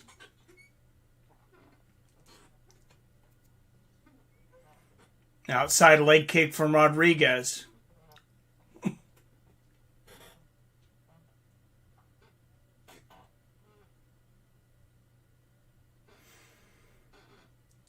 And I don't know what the deal is lately with YouTube, guys, but I have talked to several other... Oh, nice right hand there from Rodriguez. Other creators that are having the same problems that I am. Big right hand again there for Rodriguez. And a nice 1-2 from Rodriguez. Just really no growth, no new subscribers, no new viewers. I don't know if YouTube's getting so saturated that they just... or they're promoting more, newer creators more. I don't know, but this, anytime you can share this stream with anybody, I really appreciate it because this channel has really been stagnant for quite some time. And it felt a little better to realize that there was. I talked to 3 creators that I won't say their names because they didn't give me permission, but you guys know who these guys are.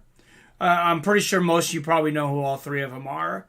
And, they were all talking about getting out of the game. Nice right hook there from Rodriguez. Good right from Todorovic.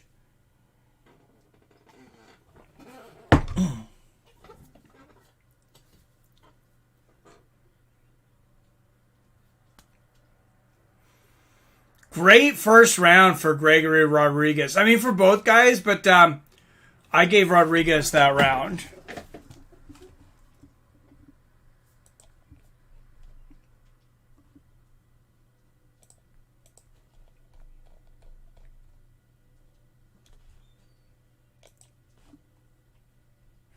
And this is a good fight. Rodriguez is landing some solid shots on Dusko's chin.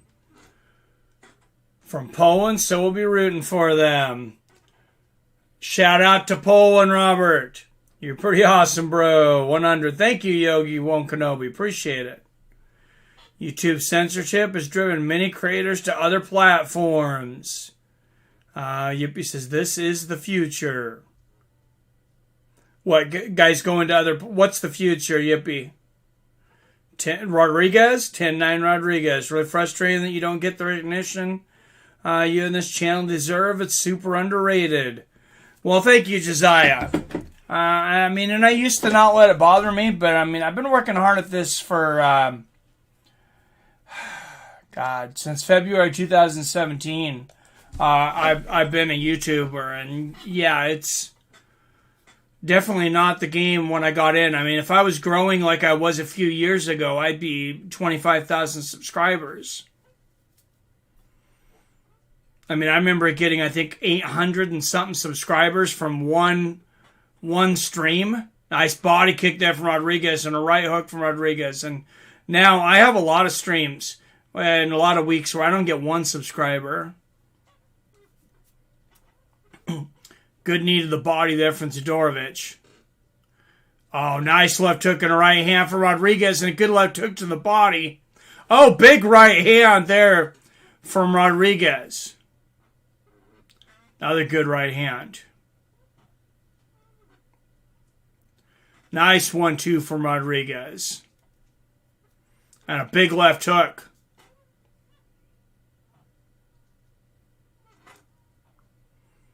Good exchange there. Nice right hand. Oh, Rodriguez does look like Obama. Dude, you're right. He looks like a buffed Obama. Those two have to be related. Nice right hand and a left hook there from Rodriguez. 10-9 G-Rod. That's what I got. Reward is there for those who endure until that game changer happens that no one can predict. But we'll see if I'm right tomorrow with Woodley. Woodley's not fighting tomorrow. It's Logan Paul and Floyd Mayweather. But, gonna share it on my platforms, bro. Hopefully that may help some. Thank you. I appreciate it, Yogi. Dwayne Barack Johnson. Dude, you're right. James Harden just went off injured. Oh, damn. Yeah, who would have thought Obama would be such a good fighter?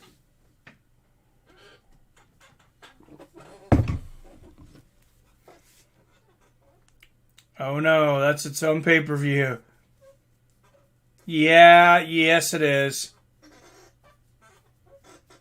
G-Rod new to UFC. Yeah, this is... G-Rod's UFC debut. He won the LFA Middleweight Championship. They said about 7 weeks ago. Nice right hook there from Rodriguez.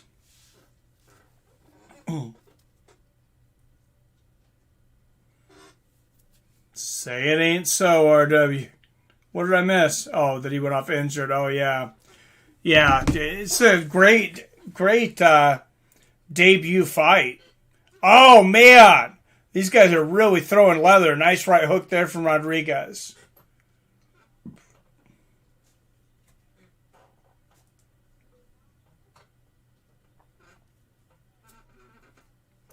Dude, if I seen a picture of Gregory Rodriguez online, I seriously would think that somebody photoshopped somebody else's body on Obama's head on somebody else's body.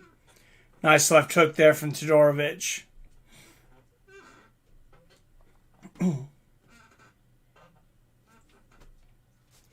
Nice knee to the body there from Rodriguez.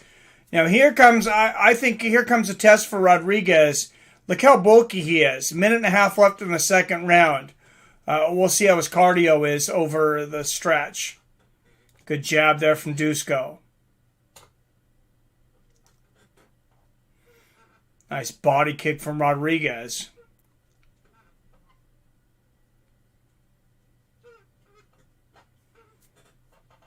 Another good jab there from Rodriguez.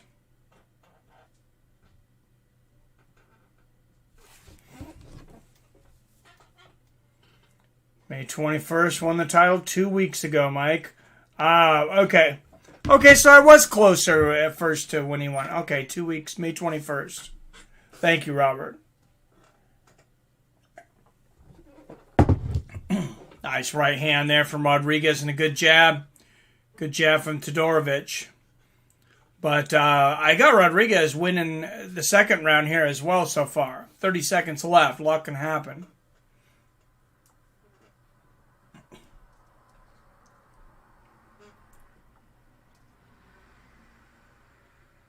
Nice low leg kick there from Rodriguez.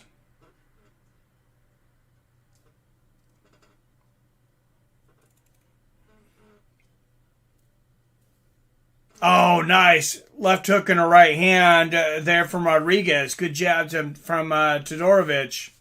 Inside leg kick from Rodriguez. And this is a chess match, but an entertaining chess match for sure.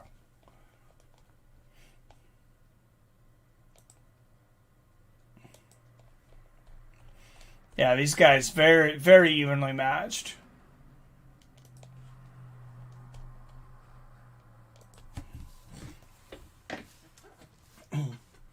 If anything, Obama, half alien. Boxing stance, though. Oh, it's funny. August 28th, bro. Woodley will be in shape. I hope so. If Harden goes down, my money goes with him. Oh, shit. Well, I hope he's back then. Rodriguez may get tired. These muscles need oxygen. Yeah, that's what I was just saying, Robert. That'll be interesting to see how his cardio holds up. Held tired for like 12 hours. UFC signed him May 22nd. Nice. His muscles in that stance? I don't know, man. Yeah, we'll see. He's got great takedown defense, and he showed some great judo. He's definitely got some judo background. I hadn't really paid attention to his stance so much, like you were saying. Now I kind of have to. Yeah, it is similar to a boxer stance.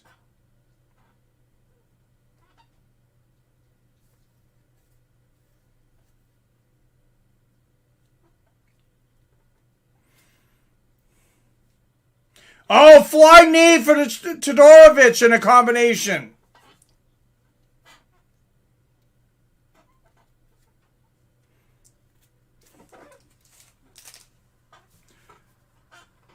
Oh, nice combination in the body there from Todorovic. Back to the center of the cage. Rodriguez shoots for a takedown. Todorovic out of it quickly.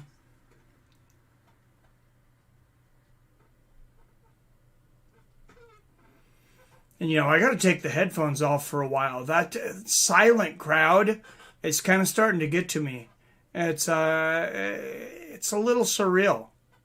Nice low leg kick there from Rodriguez. Or I should say the lack of crowd.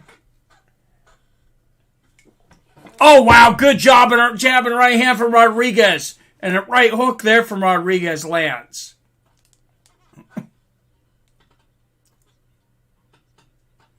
Nice outside leg kick there from Todorovic. Right hand over the top for Rodriguez. He looks like he's going for the kill right now. Good right hook up top and a left hook to the body. His cardio seems to be standing up so far. Oh, nice right hand and a body kick there from Gregory Rodriguez. Right hand up top. Left hook. It's all Gregory Rodriguez right now. Nice knee to the body. And you want to talk about fatigue. You start out a round, with something high energy, high flying, like that flying knee from Todorovic. You've spiked your breathing all the way up to 10 at the beginning of a 5-round 5-minute round, how are you going to be breathing at the end of that round?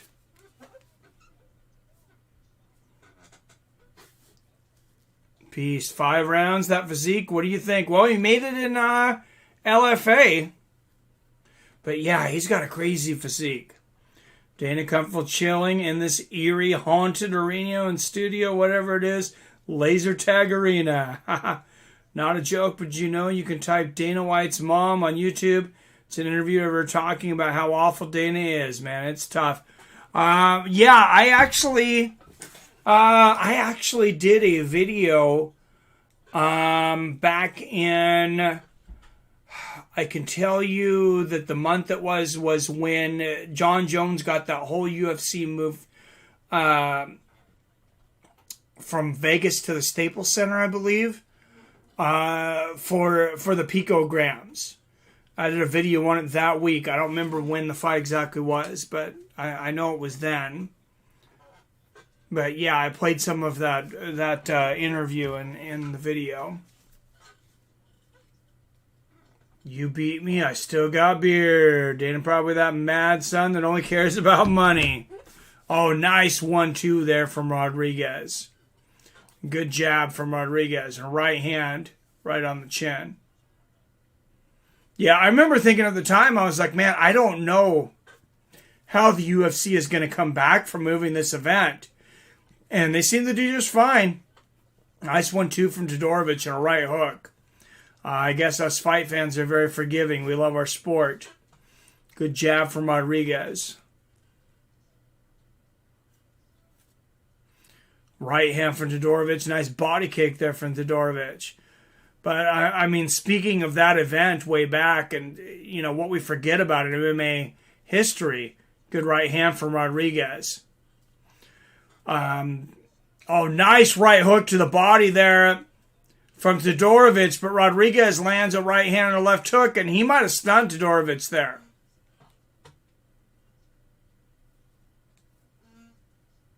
Oh, good right hook there from Rodriguez. But no, after they canceled that event, I had a guy on the channel that I got to be friends with that had bought tickets to that fight. And he actually came on and talked to about 30 minutes. He was a UFC oneer. Oh, nice combination of the body from Todorovic. Right hook lands for Rodriguez. Exciting last round there. Todorovic might have pulled off the last round. I don't know. That one was close. I definitely gave the first 2 rounds to Rodriguez. She mad because Dana put her in an old folks home. Probably. I mean, he probably put her in a really good old folks home.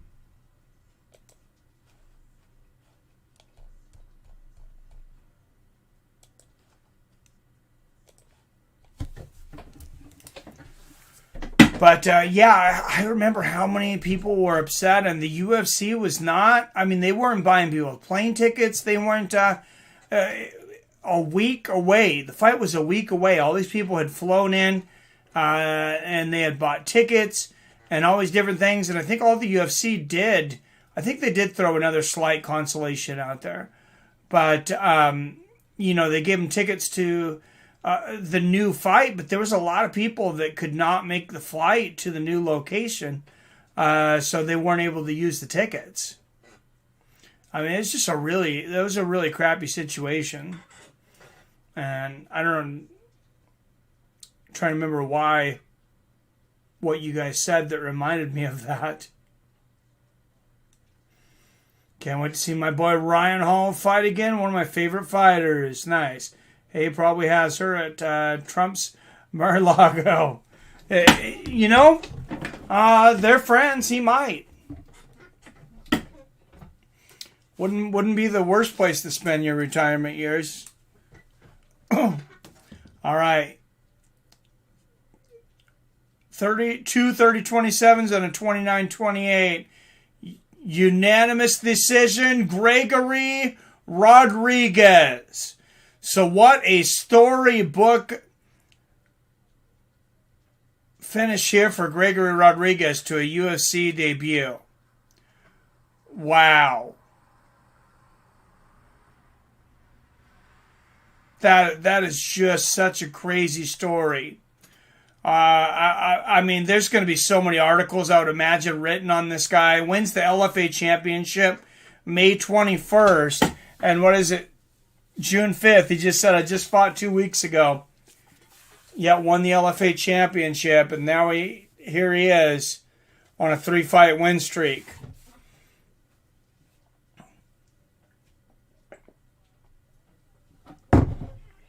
And some fighters, I know he's not got an incredible record at 10-3 now, but some fighters, it's just like a certain fight and it just clicks. It just clicks. Anderson Silva, I believe, had 4 losses when he came into the UFC, but he was nowhere near the same fighter he was when he had lost any of those matches. Obama pretending to be from Brazil. Oh, God. What's up, Ederson Jimenez in the house? Good to see you, my friend. How you doing? Brian Hall was original, and original is good. Too many similar fighters. For sure. How you see TBE versus Logan ending. I got Floyd by TKO 7th. Yeah, I think Floyd will finish him late in the fight. Probably somewhere between 5 and 8. I don't think he'll let him go to the 8th round. 7th's probably a pretty good prediction. I think he'll probably let him hang around to the 5th, though. Brazil, Obama hitting on women like Carello. 27-time champion. Oh, that's funny. All right. Gregory Rodriguez on top of the world now. Santiago Ponzinibbio, he did not fight for a very long time, but, he's back now taking on Miguel Baeza, and the odds about even on that one because Baeza is a great fighter as well.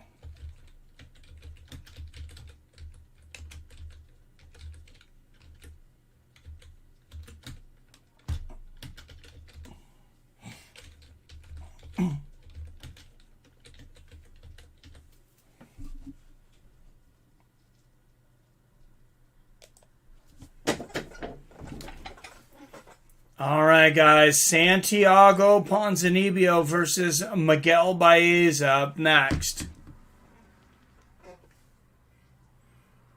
27-time Valley Tudo. Damn.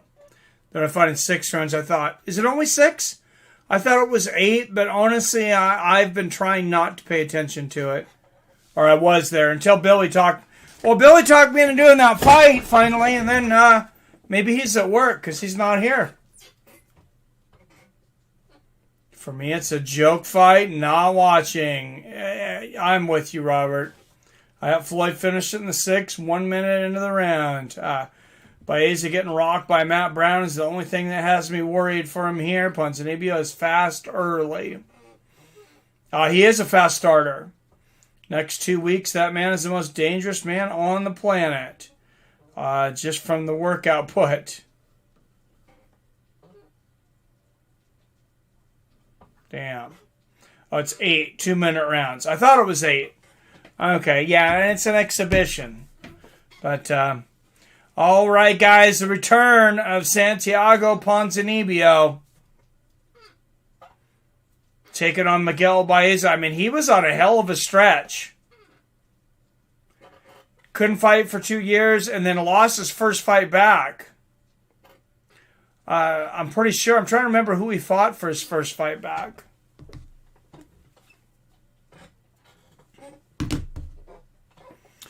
Miguel Caramel Thunder Baeza. That is definitely an original nickname.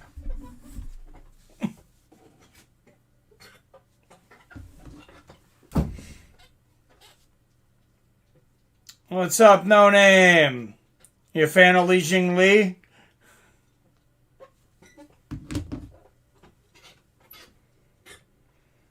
All right, yeah, Santiago Ponzinibbio, I mean, he was really in the title contention.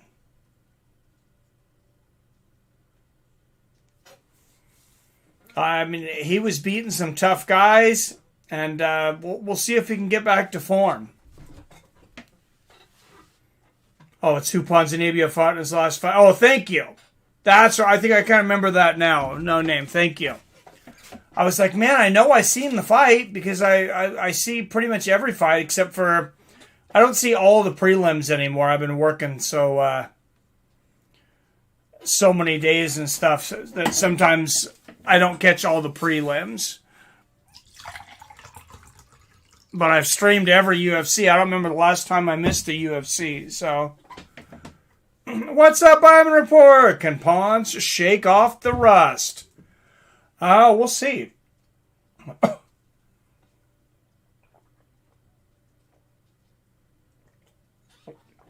And Miguel Baeza, I mean, he is no joke, though.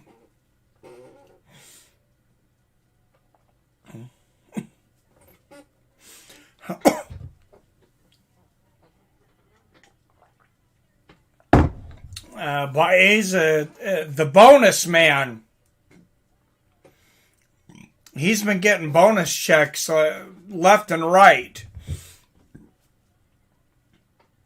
See if he can come up with another bonus check tonight. I mean, a win over Ponzinibbio would be huge.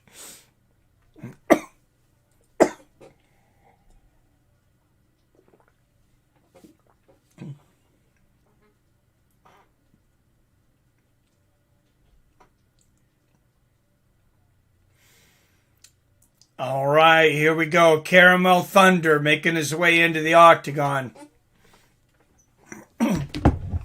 Undefeated 10-0, one of 12 leg kick knockouts in UFC history.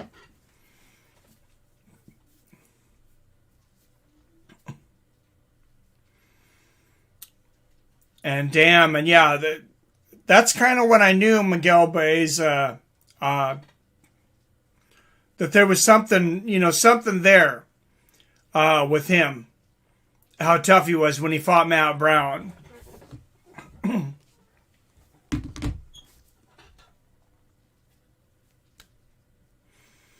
There's just some guys that's like, even as they get older, it's like, you're going to get a tough fight out of Matt Brown. I mean, he could be 45. You're going to get a tough fight out of him.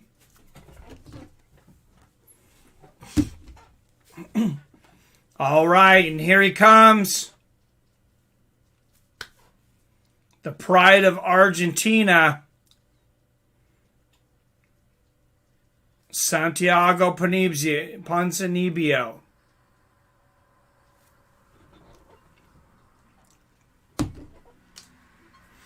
I'm going to take Ponzinibbio in this fight, though. I think he comes back and derails the Baeza hype train.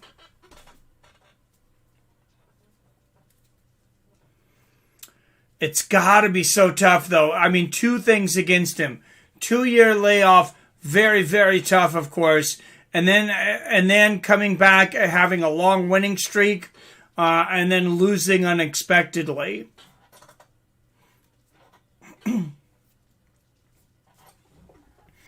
So we'll see if he can return from those two things.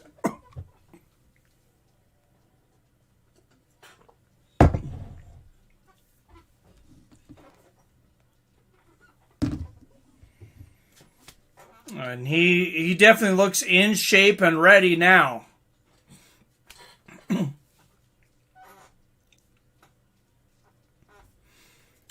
Ponzinibbio 14 first round finishes, 21 and 28 wins by finish, 15 knockouts, 6 submissions. Another one of those guys that I can't think of him ever being in a boring fight.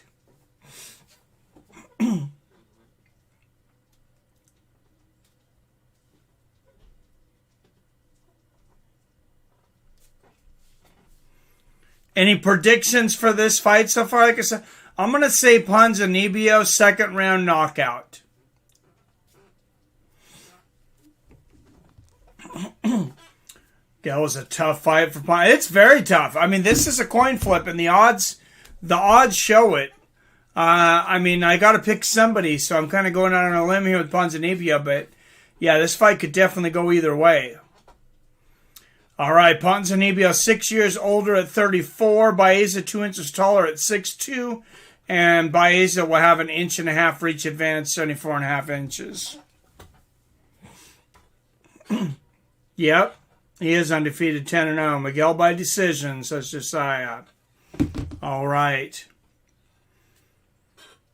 And out of the blue corner, fighting out of Davie, Florida, he is a -140 favorite, 10-0 as a professional, Miguel Baeza.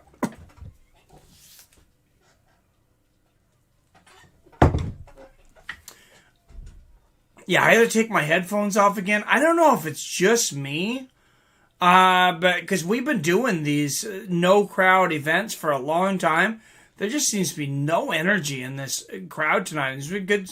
Or in this building, fighting out of La Plata, Argentina, +120 underdog, 28-4 as a professional, Santiago Ponzinibbio. Doesn't seem to be a whole lot of fire from the commentators. From anybody but the fighters. Thank you, Greg Brimstone, for the retweet. He must be about to pop in, or did you just pop in, Greg? And I missed you. Winner deserves a ranked fighter. What's up, Greg? Greg, this is what's up, y'all. I bet on double knockout at the same time. 5,001 odds. No, you didn't, but that's funny. All right, Ponzinibbio in the blue, Baeza in the black shorts. Nice front kick to the body there from Baeza. Ponzinibbio looking for redemption, looking to get back on that contender trail.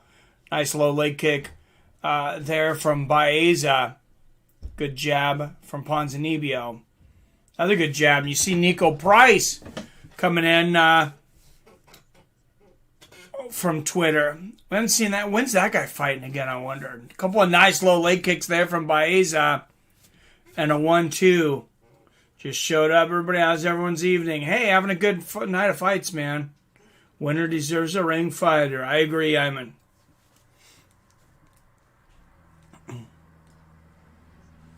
I mean, Ponzinibbio would probably be fighting a ranked fighter if he hadn't lost his last fight.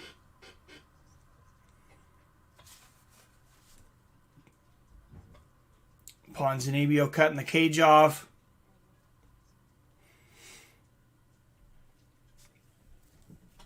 Good jab from Baeza. Good low leg kick from Baeza.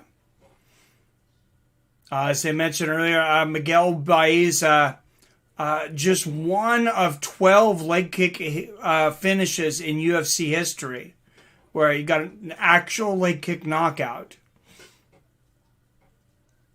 Oh, and you can see his whipping those leg kicks. And a nice 1-2 from Baeza. Good right hand there from Santiago. And Ponzinibbio, usually a really quick starter. I was surprised not to see more of him in the first 2 minutes. But he seems ready to go all of a sudden now. Good defense from Ponzinibbio. Inside leg kick from Baeza.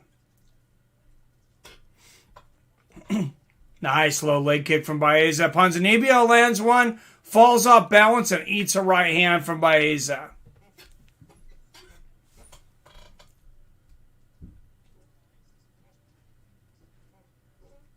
All right, guys. You can follow me over on Twitter.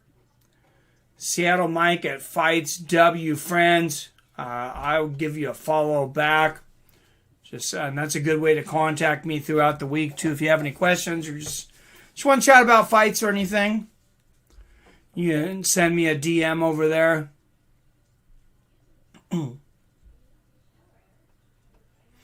Besides our Facebook, our Fights of Friends Facebook group, it's pretty much the only social media I do. Nice right hand there from Baeza, left hook and a body kick. Miguel Baeza is looking very good this round. Nice right hand from Ponzinibbio and a 1-2. Outside leg kick from Baeza. Ponzinibbio goes up for the head kick. Good body shot there from Baeza. And, he keeps whipping that leg kick. That's going to pay dividends later in the fight. Nice inside leg kick there from Baeza. And it's so fast. That leg kick for him is so fast. And it looks like Ponzinibbio, he might already be having some issues with some leg swelling on that front leg. He seems just a little off balance. Nice 1-2 there from Baeza and a head kick. Oh man, left hook Baeza. Ponzinibbio might be hurt. Good jab there from Ponzinibbio.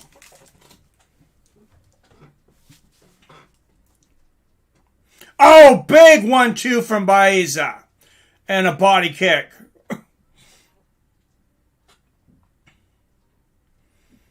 And it's not that Ponzinibbio is not being aggressive enough. He's just getting beaten to the punch by Baeza. Nice little leg kick there from Miguel. Good body kick from Ponzinibbio, who's just really having a hard time finding the range. Oh, and Baeza just buckling that leg. And a nice 1-2 there from Baeza. Big right hand. Miguel Baeza in complete control here. Good front kick to the body from Baeza. Good jab from Ponzinibbio. And a nice low outside leg kick there from Baeza. Ponzinibbio, great combination there though. 5, 6, 7 punches. Good finish to the round here from Ponzinibbio. Straight right and a left hook. I gave Baeza in that round, but Ponzinibbio finishing with the flurry there.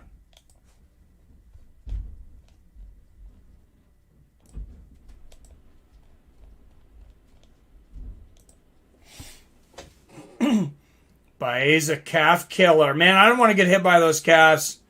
Iron Report says 10-9 Pons. This leg kick's potent these days. Damn, yeah, they're just practicing them. And more fighters definitely need to be practicing checking them. But it's getting harder and harder to check them, though, because these guys are just so on point. Young David actually made my son made a good point as far as the leg kicks. He watched a little bit of a couple fights here recently, and he's like, man, he goes, it's almost like that move broke the game. It's almost like a video game. And I was like, kind of. I mean, not completely, but yeah, it's definitely become a big part.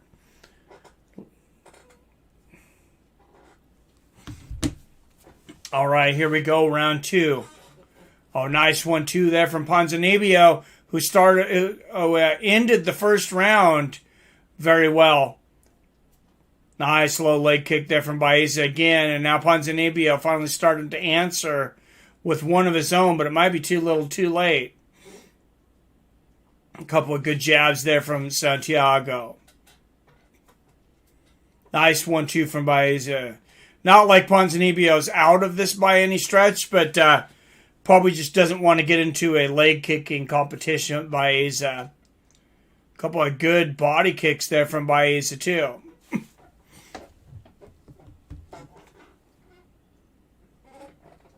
Nice right hand from Ponzinibbio. Baeza lands an outside leg kick. Nice low leg kick from Baeza. Big 1-2 from Baeza. Ponzinibbio's on shaky legs.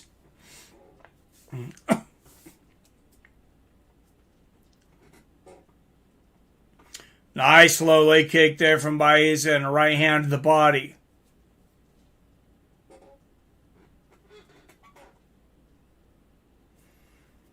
Good jab there from Ponzinibbio. Ponzinibbio ducks down. Good defense there from Baeza. And a front kick to the body. Miguel Baeza has gotten so much better. This guy is really a talented young fighter. Nice outside leg kick in the inside there from Baeza. Very smooth, very confident and composed. Good jab there from Santiago. Front kick to the body from Baeza. Good left there from Ponzinibbio. And Ponzinibbio, he needs to find a little bit of that magic he found at the end of the last round. A couple of good jabs there from Santiago. Oh, and a nice straight right.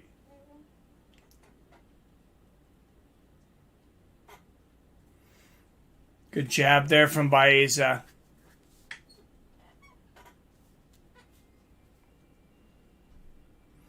Nice outside leg kick from Ponzinibbio.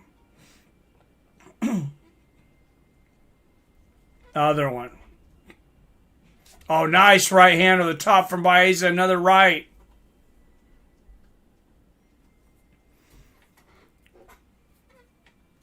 Inside leg kick there from Baeza.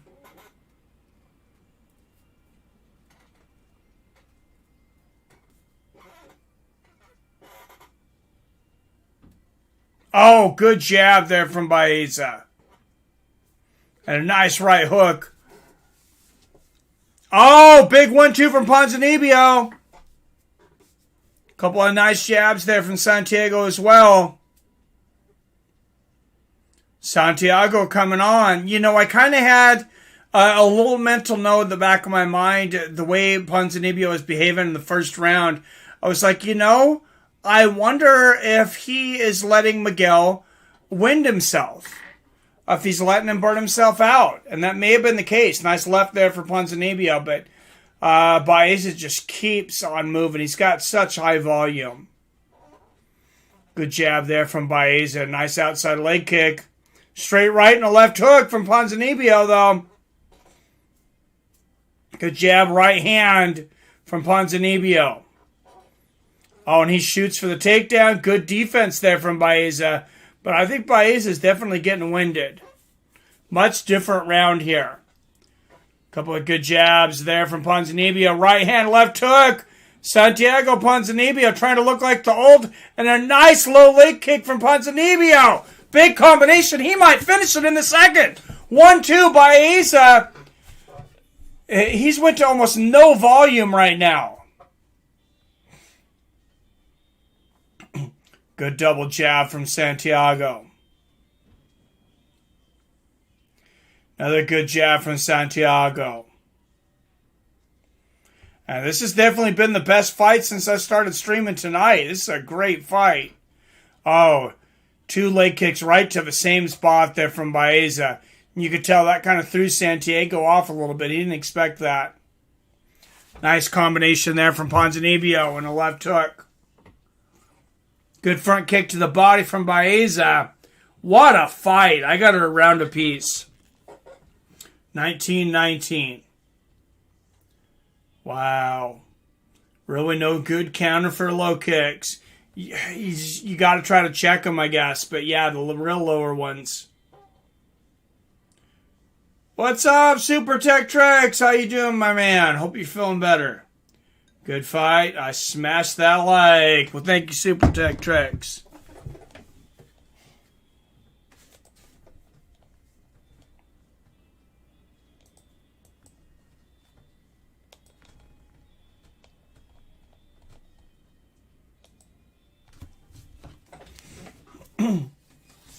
All right. So, and the three non-official judges of fights of friends are all in agreement. 1919. Robert Kerrigan, I'm a reporter, and myself.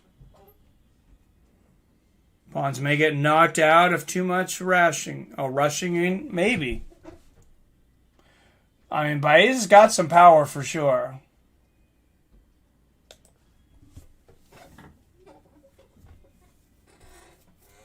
Wow. Baeza was a minus 1,100 favorite after the first round in the in-between rounds betting. Nice 3 jabs there from Ponzinibbio. Oh, good low leg kick from Baeza, though.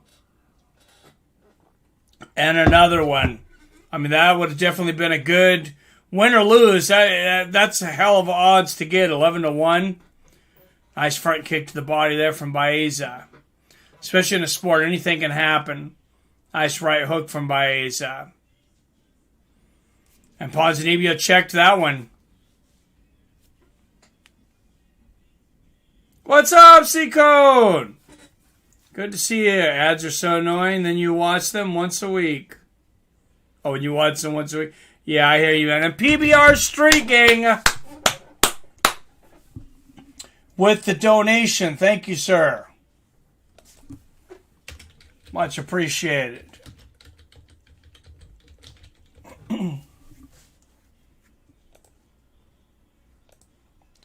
PBR Street Gang with the super chat.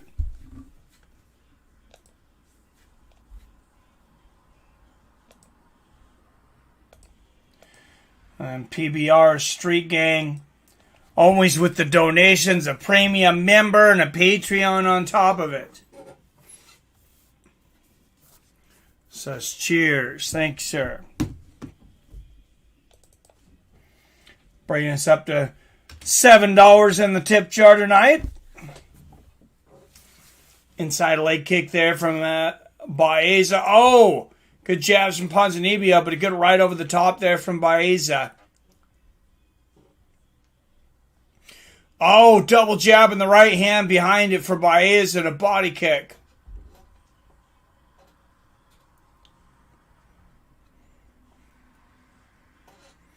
Good jab there from Santiago. Oh, good combination there from Ponzinibbio. Front kick to the body from Baeza. Big 1-2 from Santiago. This is such a great fight. Nice right hand from Ponzinibbio. And a good right hand to the body from Baeza. Inside leg kick there from Baeza, who has slowed down significantly, though. Nice outside leg kick there from Santiago. And good defense there from Ponzinibbio. Oh, big 1-2 there from Santiago and a right hand. Ponzinibbio going off. Nice 1-2 there from Santiago. Oh, man. Big left hand. Smashes Baeza's head back. Santiago's on fire right now.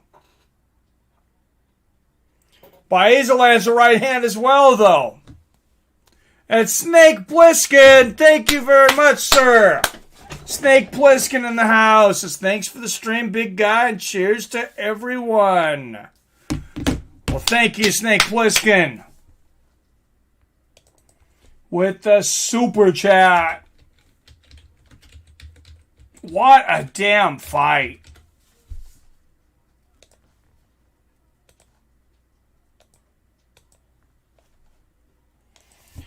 Snake Plissken, everyone. Oh, nice low leg kick there from Baeza. Left hook upstairs from Ponzinibbio. What a round. What a fight. Here we go. Down the stretch. Whoever wins this last minute might get it. Both of these guys want it. Nice low leg kick from Baeza. Right hand from Santiago Ponzinibbio. Oh, straight right and a left hook from Ponzinibbio. I'm going to tell you right now, guys. I'm going to call it right now. This is definitely our fight of the night. Left hook and a right hand from Ponzinibbio and a 1-2. Santiago Ponzinibbio going off in the third round. Nice left hook there. Right hand from Baeza. Continue. Oh, and a big right hand on the chin from Baeza. And Ponzinibbio. Baeza's hurt again. Ponzinibbio needs to jump on him. Straight right and a left hook. He can still take him out. And Baeza with the 1-2. Oh, wow. What is keeping these two up? Body kick from Ponzinibbio. Right hand and a left hook from Santiago. And a 1-2. And the right hand knocks Baeza's mouthpiece out at the bell. Wow, talk about missing a crowd. These guys would definitely be getting a standing O right now. That was amazing. Iron Report says 29-28 pounds. Give them a bonus, man. For sure, Greg. Greg, that's a classic. Honestly, that's for fights that don't have a finish. I mean, that's one of the better fights maybe I've ever seen. That was a really good fight.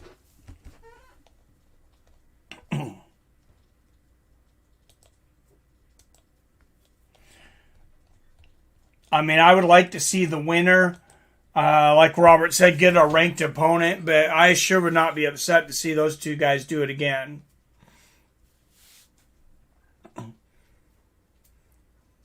Swapping a desktop for guitar since I don't need the desktop anymore. I'm all laptop now.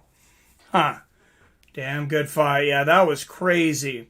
All right, and we are all in agreement again. I'm going to report Robert Kerrigan and myself. I also have it 29-28 for Ponz. Put 1,000 on a draw. What's up, Boxing History Made? Damn, this is good. Yeah, that was a great fight. $100,000 bonus. What's up, Billy Hughes? Mike, your other gift will be there on Tuesday.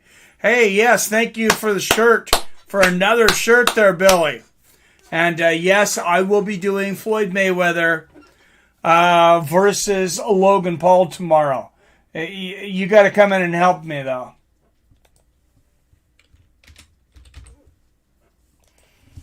All right, guys, through three. 29-28 for all three.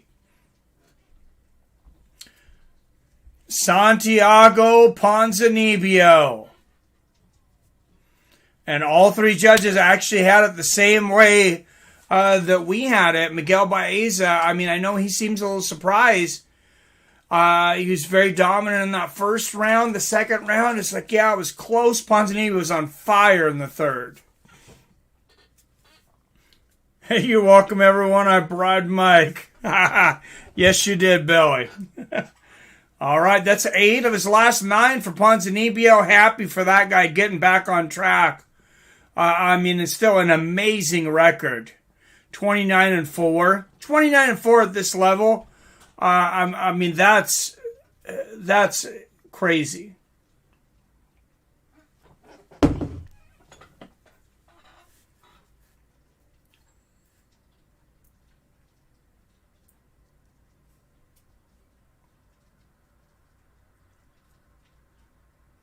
Oh, I said my leg was done. Damn. Bilal Muhammad saying, wow, fight of the year, 2 more rounds. And Michael Chiesa says that very well could have been a round of the year. It's a round of the year up to this point of the year. Damn. What's up, Molari Curls? Thanks for the call, Mike. Nesbick's thing to be in there. Well, thank you, sir. I appreciate UFC shirt. I got him. It's very badass, though. Yes, it is. Yes, it is. I actually wore it the other day, so it's in the wash. But yeah, I'll have to wear it. It's I actually got a picture of it because I sent it to Billy. I'll put it up on the screen here.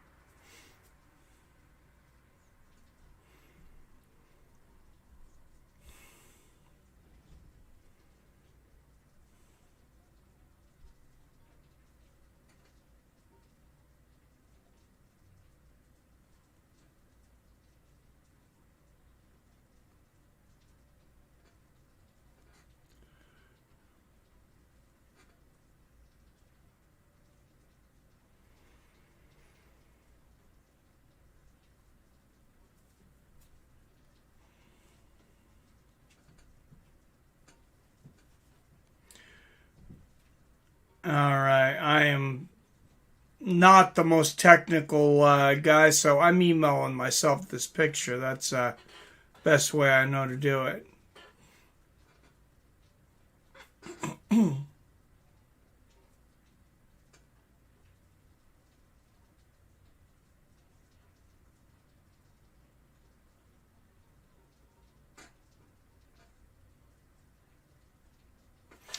All right, next week, Paul Craig, Jamal Hill, Damian Maia, Bilal Muhammad, Leon Edwards, Nate Diaz, Brandon Moreno, Davison Figueiredo, and Martin Vettori versus Israel Adesanya. Stacked main card next week.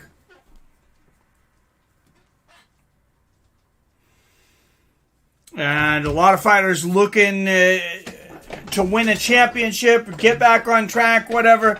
Hopefully this channel can get back on track next week with a big stream. I'm B-Day this Wednesday at Billy. Nice. Don't forget my birthday is next month on the 11th. Thank you, Louis Reeves.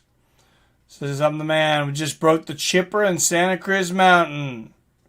Broke the chipper like a wood chipper. Just worked all day. Damn, Theron working hard over there. Hope you're having a good time, man. What's up, Wyatt? It's Paul Craig versus John Wall. Hi. Damn, I'm fired up for that one. Can't wait, Snake. Yeah, that's gonna be a good fight next week for sure. Or good card. All right, and finally 26 up in here. Make sure you hit that like button and make sure and tell a friend.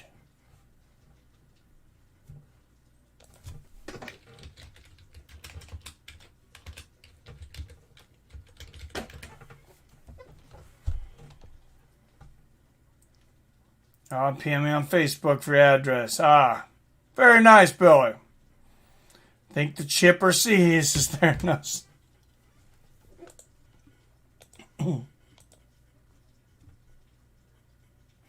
All right, Roman Dolidze warming up in the back. 8-1, finished 7 of 8 wins, 4 knockouts, and 3 submissions.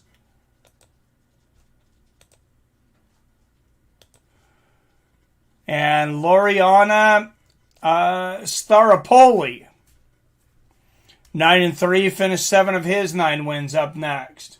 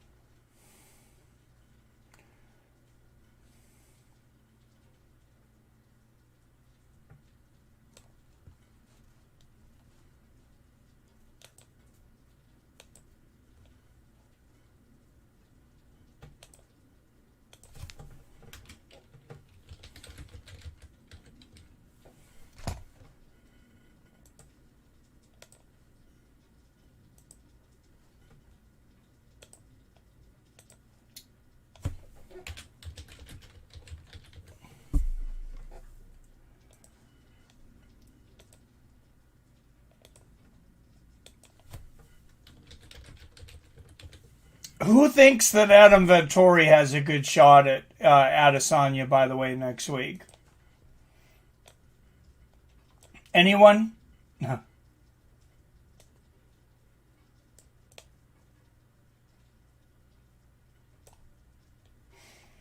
But I'll show you if you guys can see it. That's the new UFC shirt that Billy sent me, so thank you. Very, very cool design. I like it. It's like an old school kind of 90s design there. So thank you again, Billy Hughes, for blackmailing me into doing the Floyd Mayweather-Logan Paul fight tomorrow. No.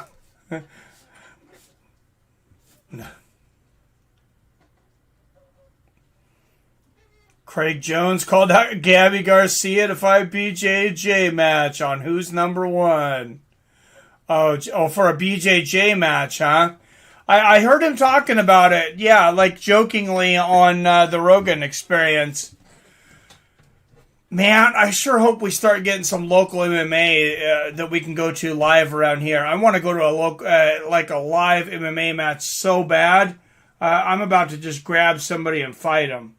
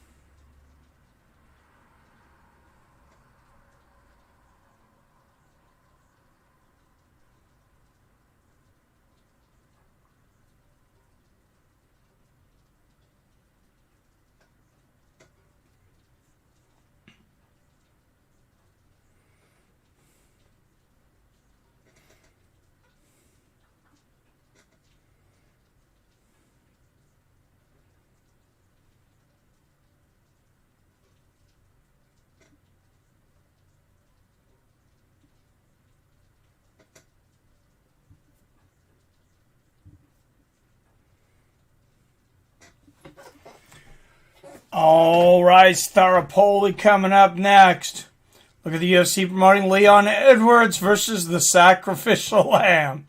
Leon about to win me some money. That or I'll be shook. Hopefully we get the chipper fixed. We need to remove the brush piles. Well, I hope it's an easy fix, man. Wise man said it's better to give than to receive, right? Fred Sanford. I think it was Ron Jeremy. Oh, man. Oh, that is great.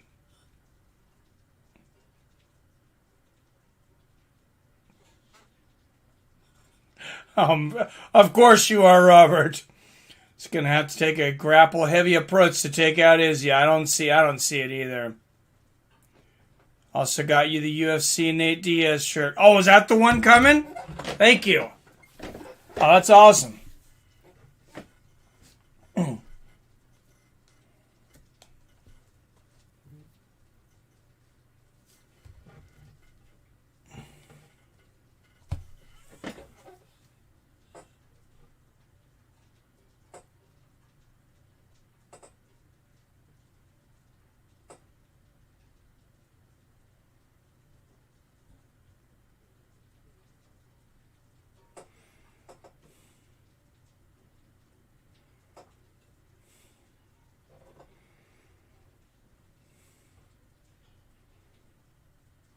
Sorry, guys. Somebody got an important message back and forth there. Hold the trading.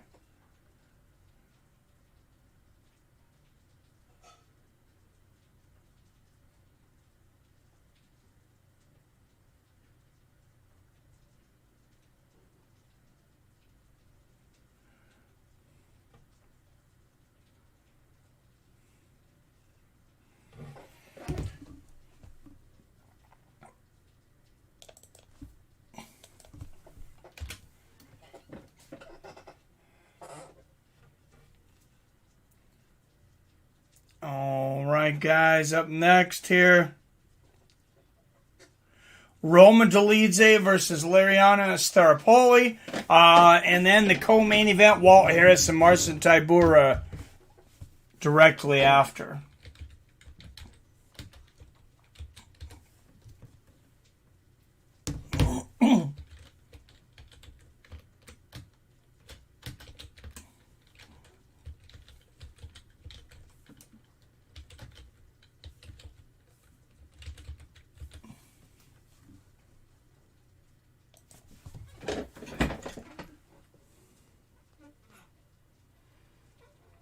So, Mike, you doing the Floyd versus Logan fight? I am doing Floyd and Logan tomorrow, yes.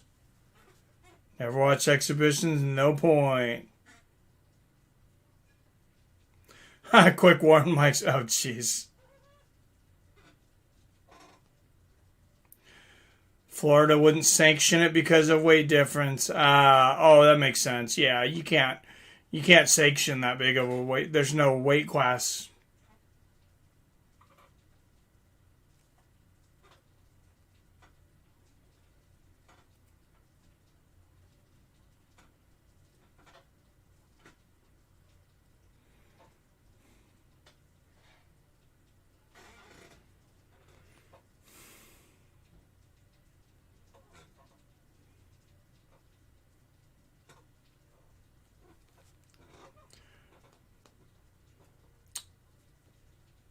No winner, no judges, no points. Yeah, it kind of sucks. Smash that like button. What's up here regardless? I believe he made weight. All right, Roman Dolidze, 4 years older at 32 years old. Staropoli, an inch shorter at 6'1". Here we go. Smash that like button. Thank you. All right, out of La Plata, Argentina, plus 125 underdog. 9-3 as a professional, Lariano Staropoli. Fellow Gemini, Robert. When the next PFL event? It's coming up here soon.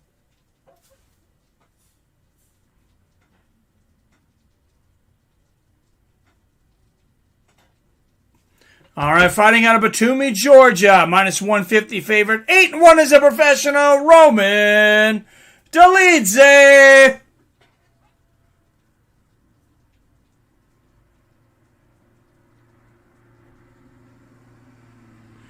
Keith Peterson is the referee.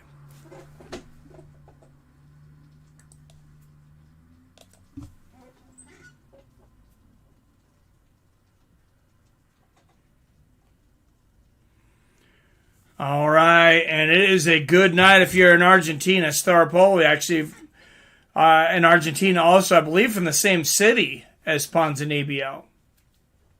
La Plata. And, oh, nice body kick out of the gate there from Staropoli. What's up, Ordinary P-Backs? Oh, yeah. I'm so high. I'm on crab cancer. Oh, Jesus. Oh, nice body kicks there from Staropoli. And Dolidze goes to the takedown and gets it.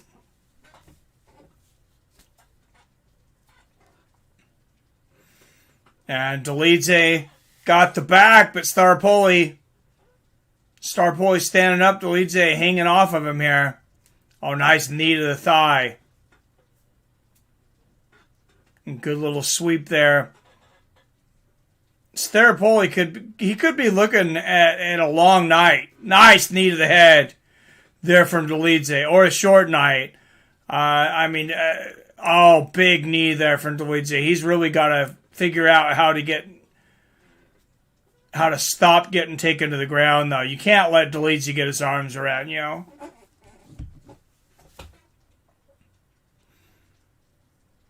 Or SpongeBob Bill. Is it the ref Dominic Cruz's favorite? Yep.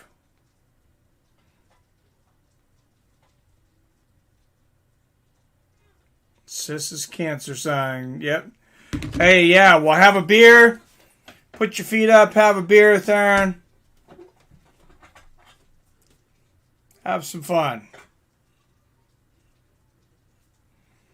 Yeah, and Dolidze, man, this is just, oh, nice knee there from Dolidze.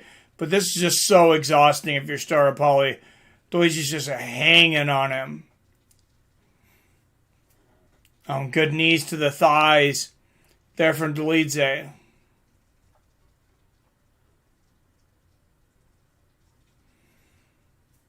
Another knee there from Dolidze. Staropoli trying to figure out how to grab some part of Dolidze and escape.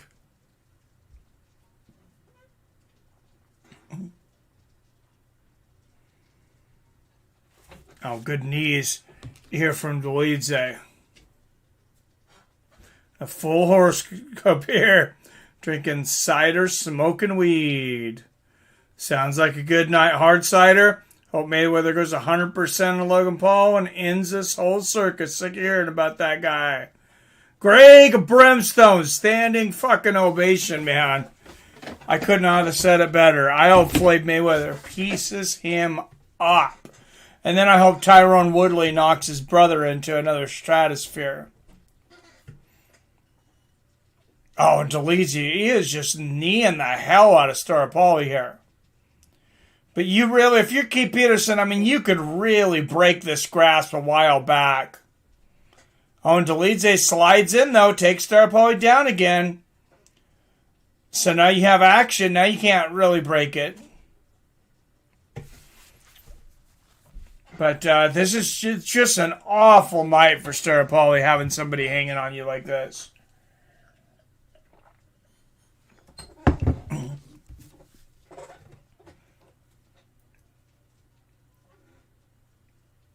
What's up, Chris Jackson? You feel UFC fighters are fairly paid? Tyrone is getting his biggest payday fighting a YouTube star. Thoughts, Mike? No, I don't think hardly any of them are paid well. I think basically everyone in the UFC is underpaid. Nice knee to the body there from Dolidze. And shout out to Paulo Costa. I know I haven't always been kind to him so much in the past. Gave him a lot of shit about drinking that bottle of wine the night before the Adesanya fight. But He actually credited YouTubers with calling out low UFC pay. Paulo Costa, if you're watching our videos and listening, I got your back, brother. I'll continue to do that. Because you guys need to get paid a hell of a lot more. Missed it too, Billy. Hoping it was good. Hate the Paul brothers more. Yep, nice knee to the body there from Dolidze. I'll root for Paul versus Woodley, but not that I think Paul is better. Just wanted to check that. Jesus! You hate Tyron Woodley more than Jake Paul? Yeah, I can't be with you there on that one, Pete. But also hope they unretire Maru Yamasaki for Paul versus Mayweather. Nah, never mind. I don't hate him that bad. Oh, I do. Just put no referee in there. And let him fight to the death. Why not?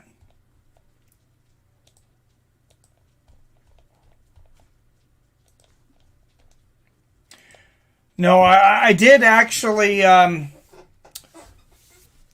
hear some people in fighting actually talking about Jake Paul and Logan, some pretty respectable fighters, saying that they do have a hell of a work ethic.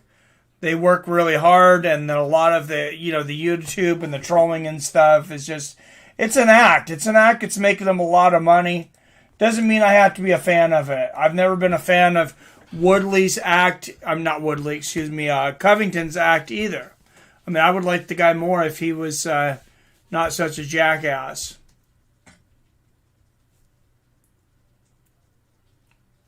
Don't believe I'll reincarnate an elephant. So what? What is going on here?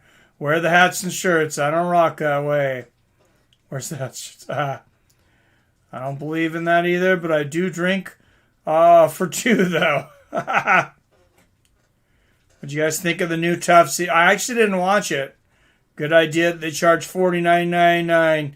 You should have charged $4.99. Who you got, Pac versus Spencer? I got Spencer in that one, but man, Pac is just ageless. That guy's amazing. What about Woodley's act, Mike? I think Woodley was... I don't know. This is kind of a new thing. And I don't really know what his intentions and things are. So, I don't know. Maybe I haven't paid attention as much as to the outside stuff as you. I think I got an idea what you were talking about, Pete, before he had the Colby fight. Which will have larger pay-per-view buys, Paul versus Woodley or Wilder versus Fury is an actual relevant question. Which is very sad.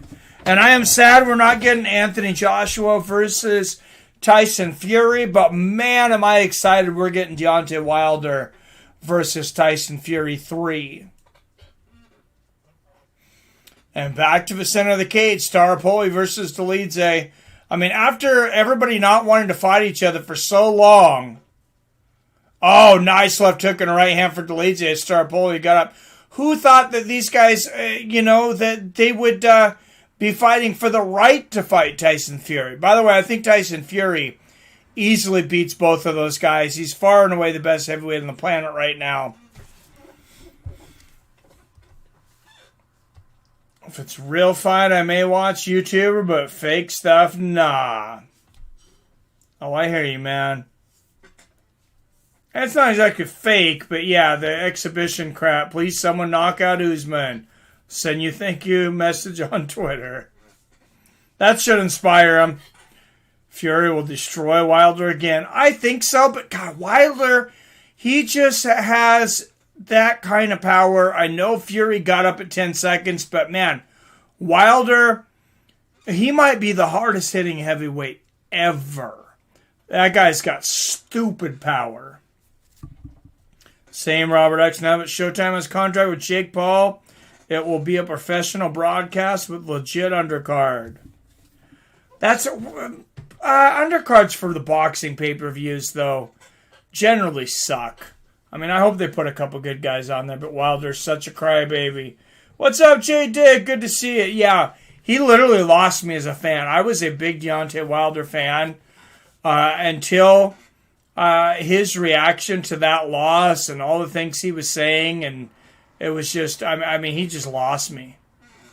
Nice knee to the body there from Dolidze. Someone is so annoying in his interviews, I just forwarded him bad at. Great, J. Dig. You know, I'd like to see him try to go up and fight Adesanya, though, because I think Adesanya could beat him, and I imagine they probably walk around the same weight. If I was to bet money, I would say Usman walks around it heavier than Adesanya, even though they're 15 pounds apart. I know they won't fight each other before somebody tells you, but I wish they would. One thing I'm looking forward to, Billy. Ha. Ready for Izzy Vittori. Oh, nice takedown there for Staropoli. Back up to the center of the cage. This fight's kind of, for the most part, been a little bit of a snooze fest, though. Yeah, I'm ready for Izzy versus Vittori, too. Brennan Shaw, part of broadcast team for Floyd versus Logan fight card. Oh, God, really? Not only do we have to see Logan Paul fight, but we have to listen to Brendan Schaub. Fuck, man, what did I agree to? No. Won't be a concert with arm wrestling and robots. Showtime is coming in hot with combat sports 2021, MMA, boxing, and whatever you call the Paul brothers. Boxing event, glad Showtime is on their game. Oh, they've been great for Bellator. And the production is so great. I mean, Showtime, they were always number 2 in everything as far as combat sports, and back in the day to HBO, but HBO Boxing canceled.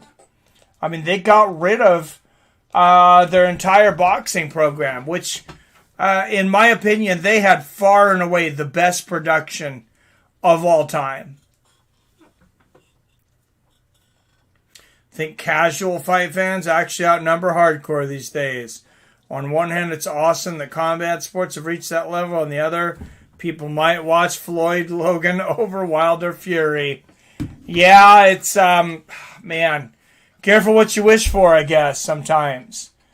But, you know, we need fans to keep the sport growing, so fighters can get paid better. Yeah, it's tough. All right, guys, doing locker room interview and between fights at the desk.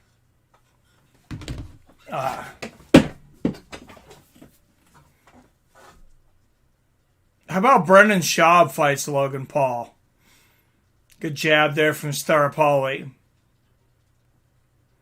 Oh, speaking of annoying people, did you guys see that Tito Ortiz was offered, I think he's offered $1 million to fight 2 MMA fighters on one night, and they said he could pick his opponent.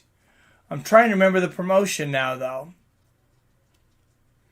Nice side kick to... I don't think that's going to get sanctioned, though. That seems like a big problem. Love Fury, he is fun. I could see Showtime and ESPN going head-to-head from here on out for broadcasting combat sports. Oh, dude, Ordinary Pete, I am with Jim Lampley. Yeah, Lampley's my favorite. Lampley's the greatest commentator of all time for combat sports. And anybody that disagrees with me, I don't know why you want to be wrong. But, nice body kick there from Staropoli. I mean, yeah, I know there's good commentators in the UFC. John Anik, Dominic Cruz, Rogan, whatever. Jim Lampley's on just another level from those guys. Could see I'll tell you what we really need. Bring back slap boxing. Special guest Ric Flair. Oh, man. Brendan Schaub should fight his brain cells. He would win. Oh, my goodness. Weird. His last airing was... Oh, yeah, that sucked, man. Yeah, that was sad. The end of HBO Boxing, it was really sad. Because, yeah, I grew up watching HBO Boxing, and...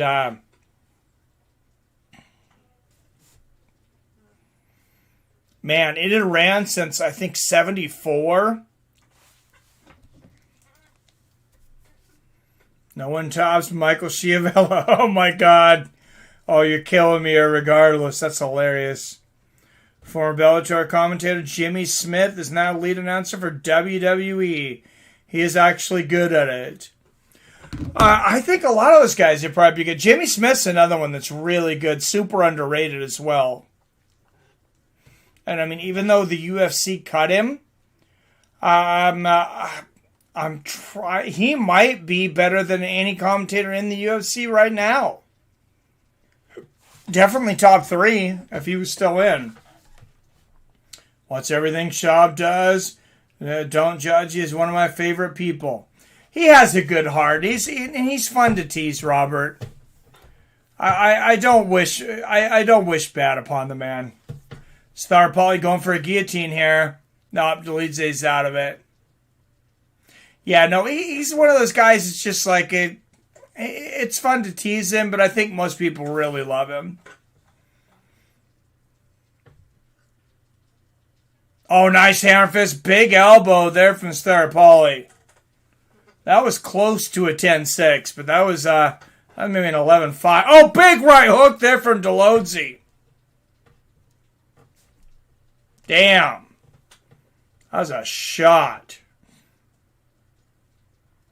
Good for Jimmy Smith. That man deserves a payday. Hell yeah, he does. I don't watch Brendan. Let's say he's improved. I just don't watch... WWE is going to be sold to NBC Universal by end of this year. Vince McMahon finally retiring. Yeah, that's going to be interesting too, having NBC owning the WWE. I would commentate for the WWE. I mean, I'm not saying they'd want me, but I would commentate wrestling for sure.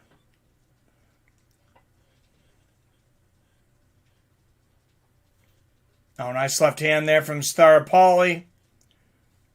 Dolidze again shooting for the takedown. I'm going to be honest, guys. I don't really remember the last time this has happened, but I paid so little attention to this fight.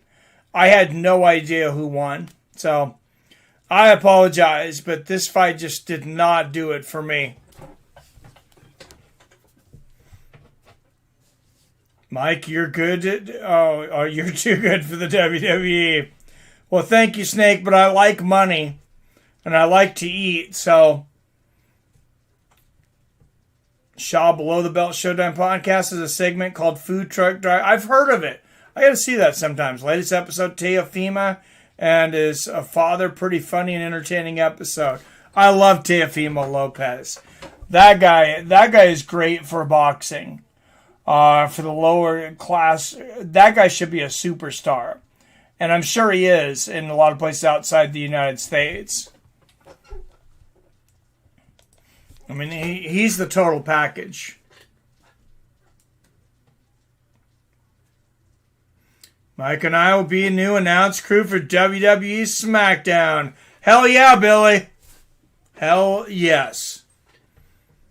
J Dig in the house. Yep, what up, J Dig? That was pretty cool. Brendan, on The Fighter and the Kid, one of their guests was talking about having to do a GoFundMe to pay off his car problems.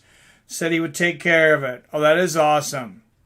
You would be an asset to any promotion, Mike. Well, thank you, Lewis. Appreciate that. We'd say one easy in this one. Me too, Mike. Didn't do it for me either. Schaub rubbed me the wrong way back after tough, trying to build himself. You know, it's hard to judge a fighter sometimes on their attitude because it's like you have to be...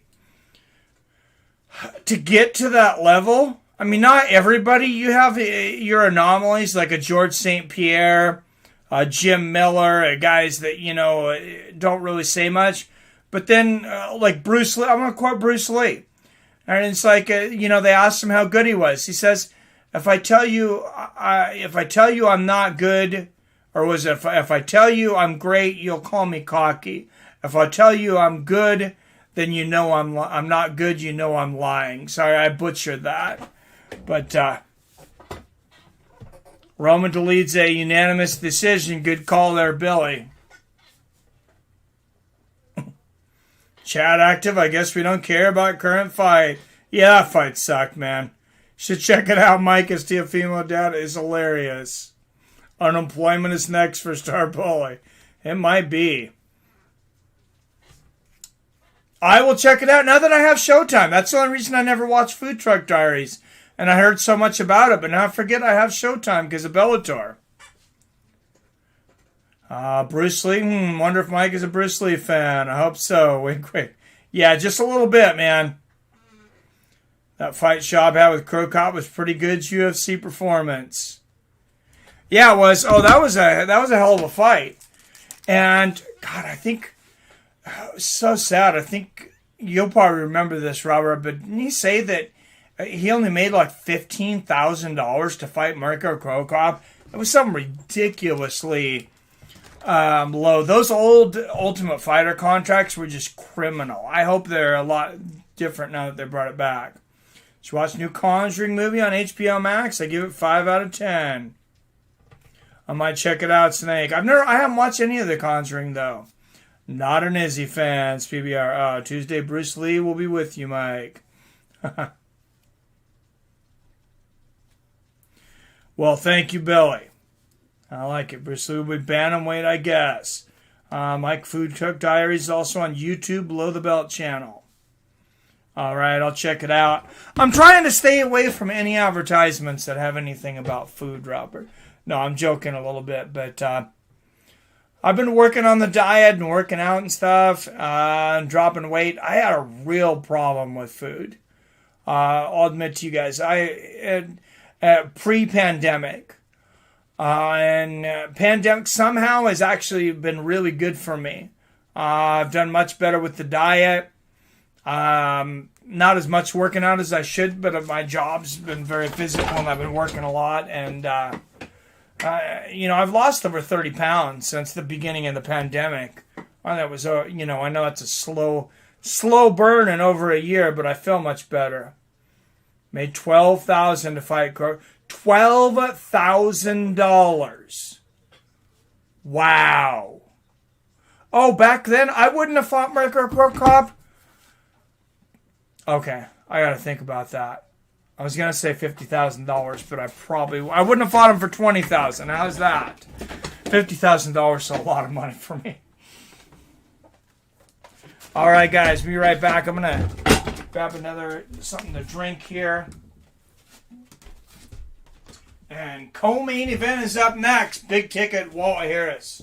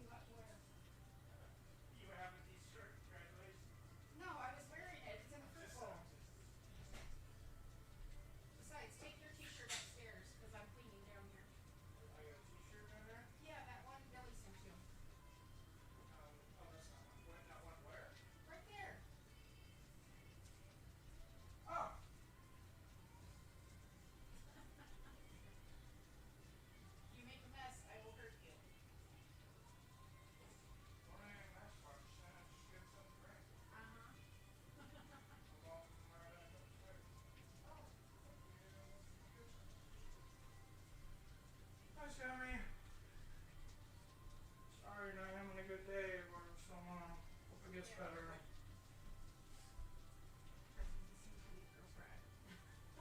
Yeah.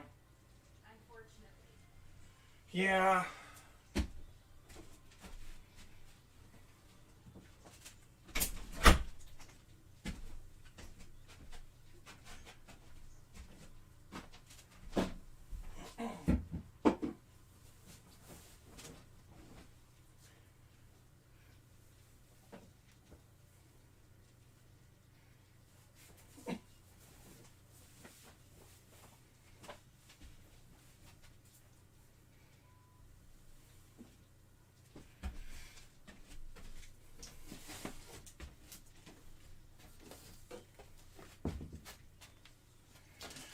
All right, guys. This is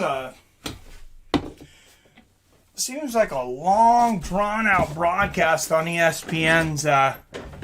Maybe I'm just getting older, but there's the shirt Billy got me. So thank you, Billy. That's a really cool one. I imagine you can get this on UFC or from the UFC store. So if you like it, check it out.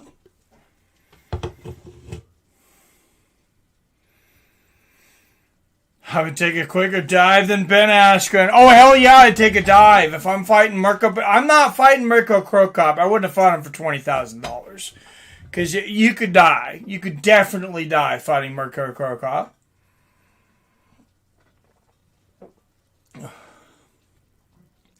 I'd fight Krokop for 15,000 beers. Oh my goodness, Robert. Have to take a dive or risk dying. You're right, keep real. Would look worse than when Josh Koscheck faked getting hit in the head by that knee. When was that from? Really rooting for Vettori. $12,000 to show, $12,000 for the win after taxes made $18,000. Oh, that is sad. What do you mean? You say it's the shirt okay. What do you mean? Is there something wrong with it? No, I'm just fat.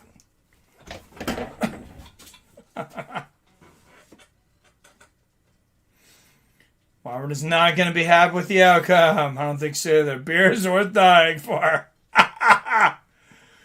Oh my God. That should be a shirt. Tori is nothing but a little meatball. Did Adesanya have no one to fight? Is Vettori a legit top contender? Well, a lot of people thought Vettori beat Adesanya the first time they fought.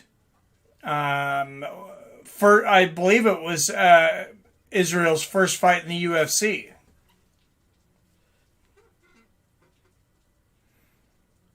Let's go, Walt. Well, Whitaker didn't want the fight because it would have been on such short notice. And then who else is there? He just beat Costa. Who would you throw in there, Billy? That's Kevin Holland. He's lost his last 2 or 3 fights. I guess you could put Derek Brunson in there. You could make an argument that Derek Brunson deserves a shot more than Vettori, I guess. But I think they like that storyline that a lot of people thought Vettori won the first one. Let's go, Walt. Yeah, big ticket Walt Harris and Marcin Tybura, man. This is going to be an exciting fight. Man, get these guys' names off the screen. That last fight was horrible. And you guys know I rarely say that. I can generally find something to like about most fights, but that one just wasn't for me.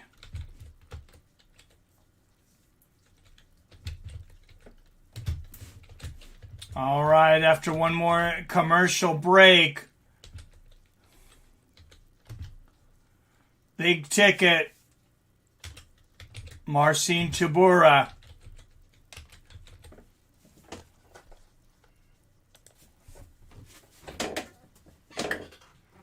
Tough contract sucks as bad as American Idol contract, Schaub said. Yeah, it's amazing. There's so much crap going on and stuff that's not even that's been exposed during the pandemic because everybody's, I think, paying attention. And just talk about investing. I've been investing since I was 18 years old. I've been buying stock, doing different things. We've been pretty infatuated with the stock market. And I've learned so much this last year because of all the illegal shit that all these hedge funds have done. It's just insane. Watched again the other day as well. Izzy won. I gotta watch it again. Watched the other day and Izzy won, no question, says Keep Real. I'll have to watch it again. Vettori did win. What's up, Atheist for the Cause? Adesanya only got the decision because he was defending champ. He wasn't a champ yet. I think it was his first fight in the UFC. I know he definitely wasn't champ. You're forgetting Tills as the orange. Well, Tills got to beat somebody of substance. Who is he beating to deserve a title shot?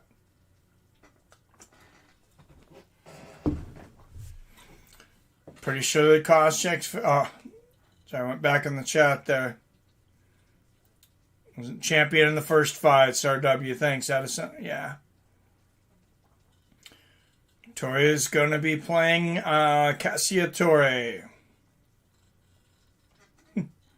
And still we have Tills, right? Yeah, I don't think Izzy was champ. No, not back then. By the way, one of my favorite Italian dishes. Oh, you're making me hungry, Robert. I had like a little Tillamook, like beef jerky stick this morning. That's all I've eaten today because I took a nap before the stream, so I'm freaking starving.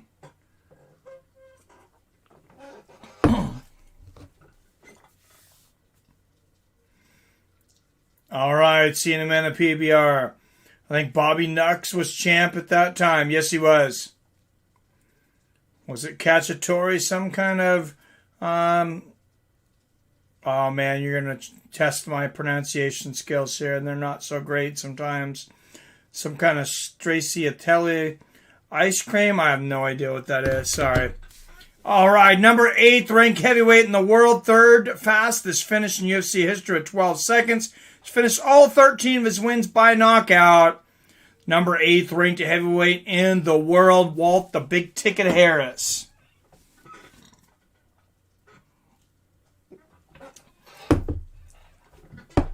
I don't want to jinx anybody, but looking at this on paper, it's really hard to figure out how this could go the distance.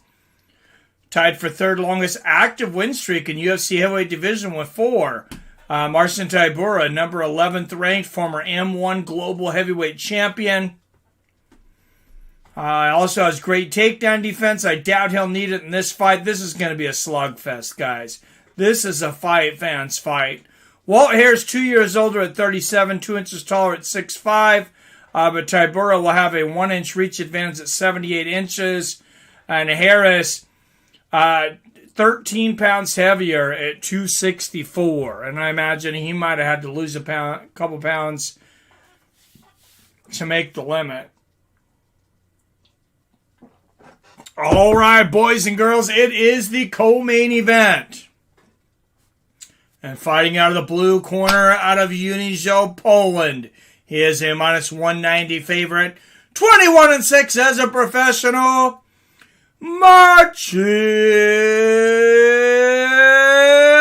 Tybura.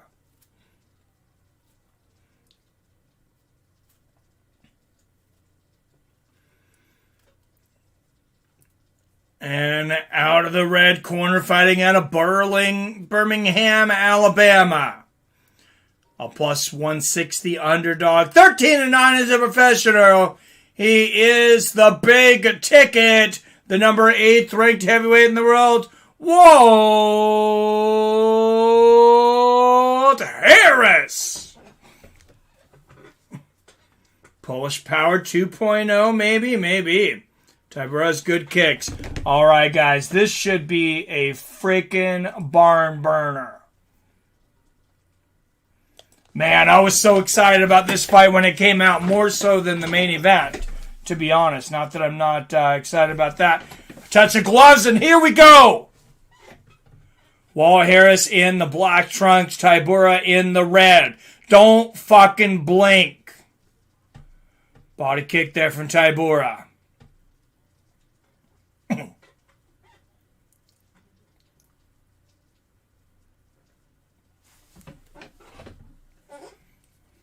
Oh, nice body kick there from Tybura and a right hook.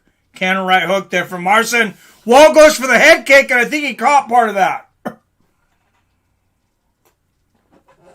Good straight right there for big ticket. Oh, my goodness! Misses the head kick, lands a spinning back fist on the other side. How can you be so athletic? Big combination from Walt Harris. Big right hook for the big ticket. And a left hook and a knee. And here comes the big ticket. A right uppercut. A left hook.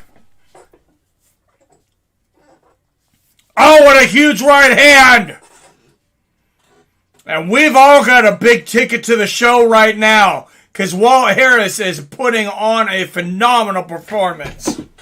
Nice left hand there from Harris. Head kick for the big ticket and a 1-2. Tybura's hurt. And a left hook and knees. And Tybura going for the takedown. Less than a minute and a half in. Wow.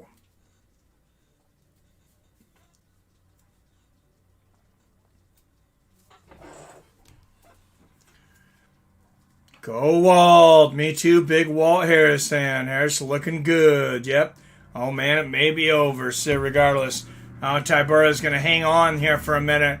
He's not doing anything, though, Mark Smith. Oh, and Tybura landing some good shots now. Nice right hook, but they're back to the center of the cage. This is where Harris wants it. Could just be whoever lands the first big shot with these two behemoths.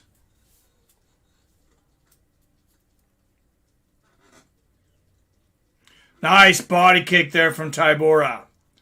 Oh, and Tybura catches a body kick from Harris, flips him up in the air, end over end.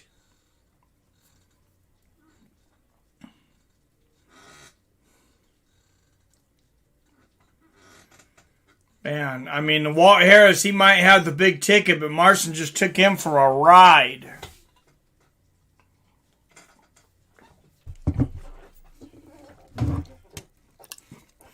Uh-oh, Tybura's got the back.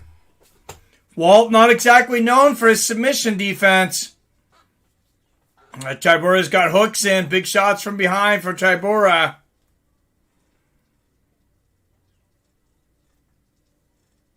Oh, big hammer fist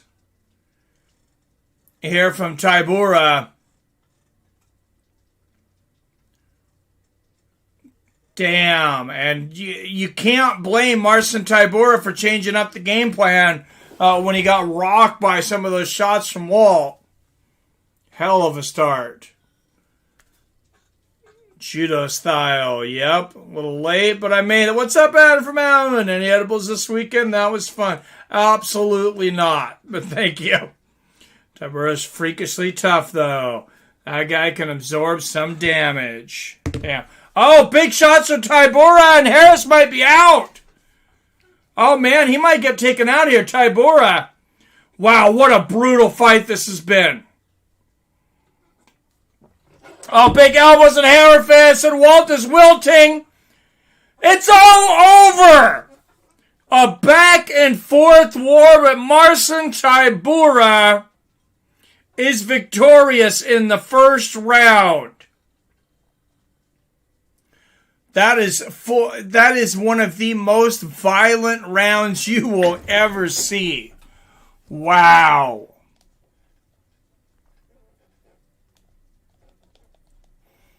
Oh, what a beautiful throw. That's an Ochigori. Translated from Japanese, inner reaping foot.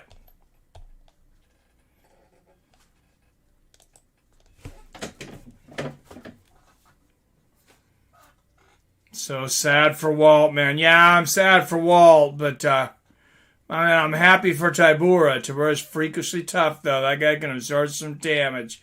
Hell yeah, he did. Harris showing port fight IQ again. Wow, what a comeback. I think that's Walt's retirement fight. I hope he doesn't go out like that, but like clockwork, Walt tires himself out trying to get the KOs and then loses. Harris succumbs strangely to that, like that. Yeah, that was a crazy fight, though. It was definitely entertaining while it lasted. And here we are. We are at the main event. Maybe if we get hit by Tybura, we would understand, right?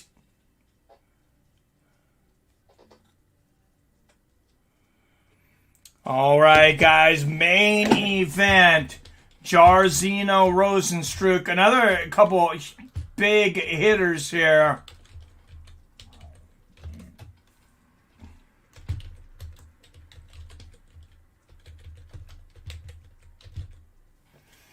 And I was looking at, I was thinking how Rozenstruick had kind of gotten derailed. And Sakai, I think, here did recently. I was looking at these guys. Both of these guys still have very good records. So I think they went 2 losses apiece.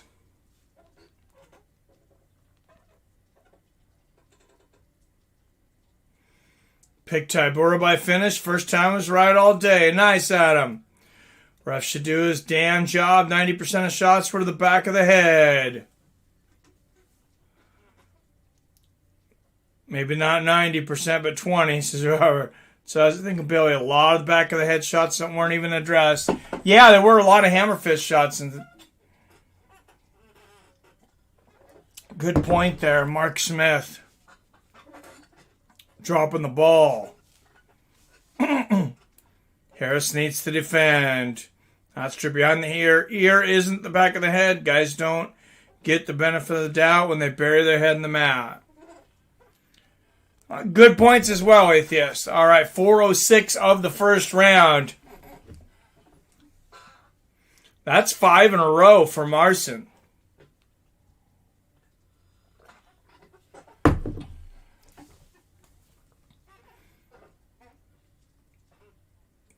Good win going on here. How about your side of the water, Mike? No, the wind's really calm, actually. Some rain here today, but that's it. We don't get a lot of wind here because we're surrounded by mountains. Yeah, if you're going to hold your face to the mat, what do you expect? Fair points, guys. Harris didn't help himself by staying put. No, it was kind of... He just really didn't seem to know what to do. Tybura moves to 22-6. That's 9 wins by knockout, 6 by submission. And, he's definitely going to be in the top 10 now. He was 11, Tybura was 8. So I imagine, I'd have to look at the full rankings, but he probably goes to 9. Hey, Billy or Robert, I thought maybe one of you guys, have you guys seen American Fighter? I keep seeing this advertised, and I always like Lionsgate films.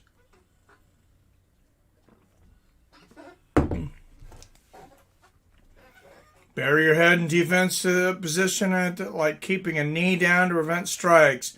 Not a crowd-pleasing way, but it is a defense. That's a little, I don't know, that's a little shaky for me. Wow, it's ripping here. Yeah, when I lived in Eastern Washington, the Tri-Cities, man, we got wind like crazy. But it was exactly the opposite. There was no mountains and hills hardly. All right, Jairzinho Rozenstruick, 11-2, the number 6 ranked heavyweight in the world, warming up in the back. Keeps getting the choke in as well. That's true. Lionsgate does well with their budget, in my opinion. Oh, I love Lionsgate films. I don't know that I've ever seen a Lionsgate film that I didn't like. They were The Cube, right? One of the most underrated movies of all time, by the way, for anybody that's seen it. Did almost nothing on budget. One, it was in the theater and then became a cult classic later. I think Walt gassed himself going for the finish. Oh, he definitely did. American Fighter used to be Rich Franklin's brand. Yes, it was. That's right. Easy to say Walt just laid there. He's flattened out with books getting dropped on him. Not as simple as just get up, bro. No, I don't think that's the point a lot of people were making, Greg. I think they were saying that it was hard for Tybura to judge, what was the back of the head. I really want to see the last 30 seconds of that really before I comment too much.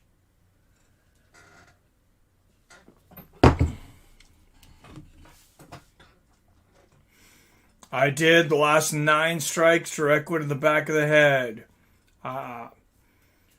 Damn.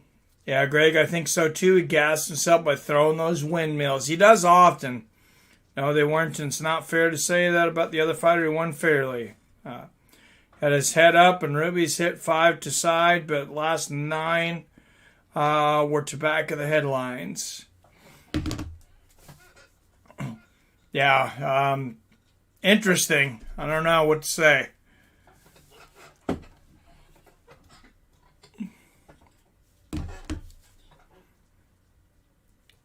For Tybura, all right. Jairzinho, Rozenstruick, Augusto, Sakai.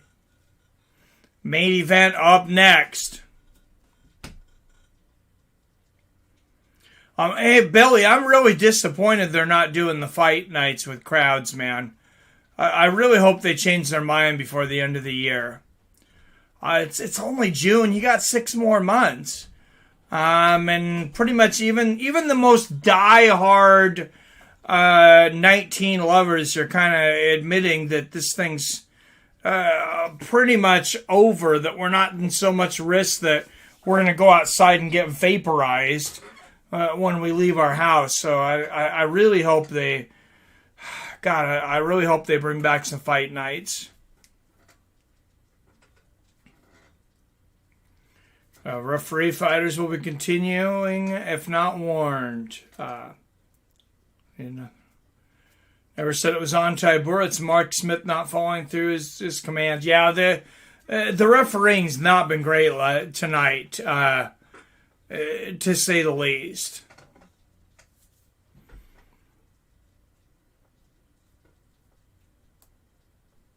Yeah, I think you're trolling a little bit now, atheist. The cause. Oh. He's trolling you, Billy.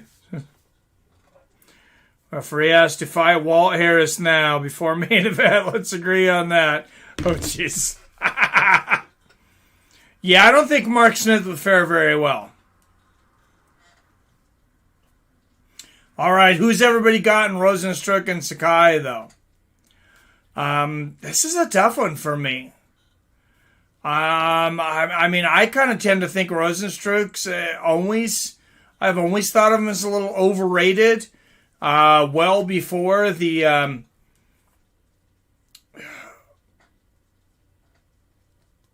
excuse me. Well before the Nagano fight. And, I mean, I thought he lost to Alistair Overeem. I don't think that fight should have been stopped. And that was kind of the fight that catapulted him. And Overeem dominated him for 5 rounds. All right, let's talk about something else, guys. Let's not mess around with that fight anymore. Because it doesn't look like we're going to be in agreement on it. Jong says 100% Sakai. Biggie Bum will go down. Saki's Robert Kerrigan. Yeah, I'm gonna go with Sakai too. I think Sakai gets it. I mean, yeah, obviously Rozenstruick does have power. He's knocked out a lot of guys. You know, he's got heavy hands. I just think Augustus Sakai is he's a better striker. I mean, Rozenstruick, he built this record on beating a lot of, heavyweights that were well past their prime.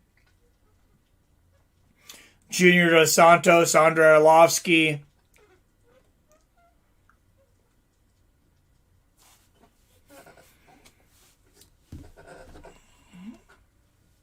And Alistair Overeem, which, like I said, I thought he should have lost to. Rozenstruick had so much hype behind him until he fought Francis. Yep, Francis haunts him. I mean, after you got hit by Francis, you got to kind of look in the mirror a little bit and be like, Jesus, do I want to do this?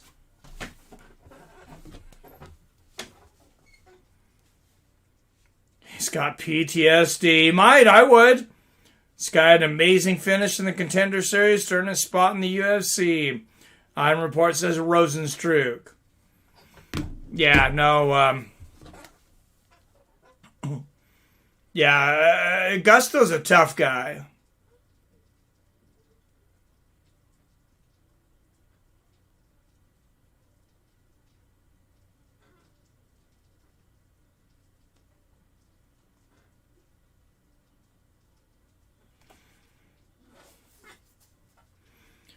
All right. Yeah, Sakai's had some great wins himself over the years, though.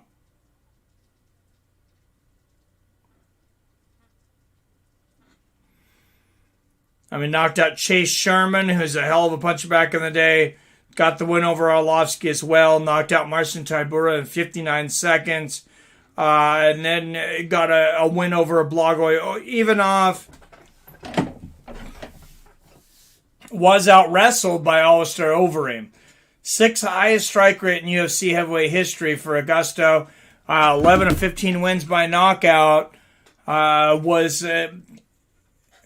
a contract on the very first week of the Brazil Dana White Contender Series. Where do you watch the Brazil Contender Series, by the way, Billy? I'll be honest, I have not watched it. I'm assuming it's probably on Fight Pass, which I do still have Fight Pass, but I haven't used it a lot lately. I think Sakai will win, but it can go either way. I think so too. Pick Sakai, but Rozenstruick could surprise. He's here for a reason. Tip Top says Rosen via first round KO.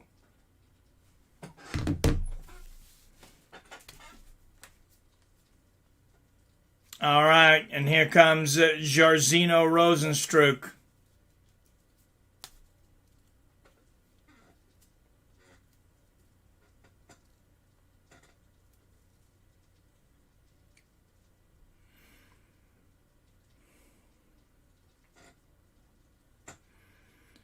And it's interesting. They have like it's not even a jumbotron. It's like a little 75-inch TV. I think it's the same size TV I have downstairs, probably in the Apex. Such an interesting venue for such a rich company.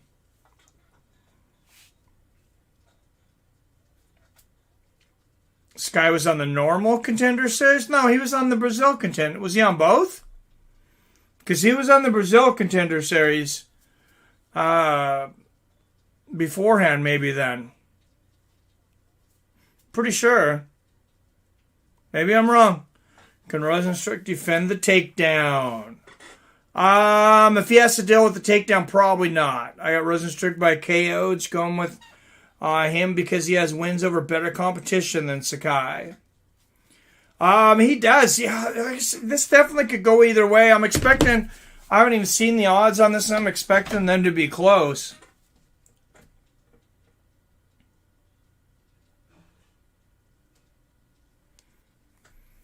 I mean, both of these guys, that's their game. Power is their game.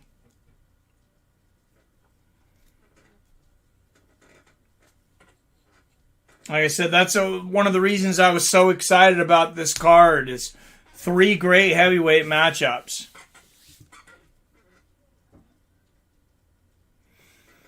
All right, Jairzinho Rozenstruick, most knockouts in the UFC since 2019. I did not realize that.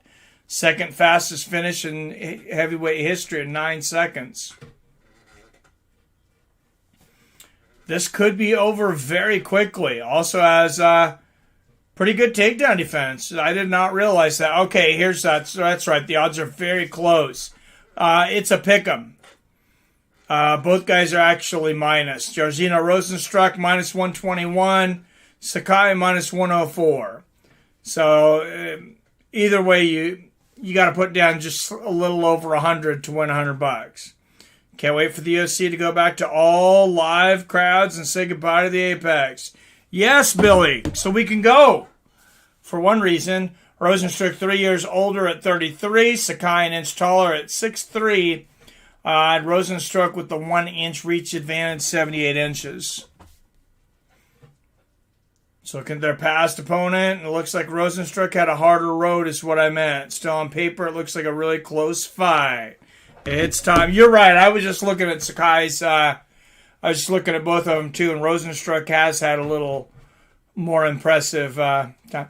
Judges Saul D'Amato, Ron McCarthy, and Jinshiro Kamisho. Herb Dean is the referee for this one. Fun card to get us to next week. Definitely. All right, guys, out of the Apex Center in Las Vegas, Nevada, via Seattle, Washington, and Fights with Friends. Let's get it on. And in the blue corner, representing Curitiba, Parana, Brazil, he is a plus 105 underdog. 15-2 as a professional. He is the number 9 ranked heavyweight in the world, Augusto Sakai.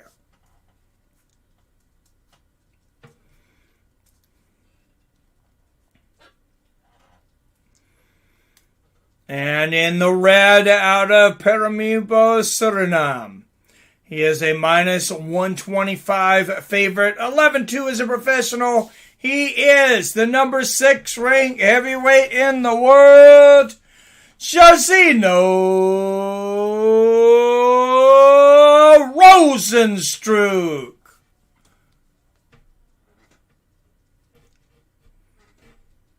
Look at Rozenstruick. He's like 6'1". Here we go. I should do a variant of UFCs where 2 bantamweights would fight heavyweight. Oh, Jesus. What's up, fellas? Just in time for the main event. Let's go, Rozenstruick.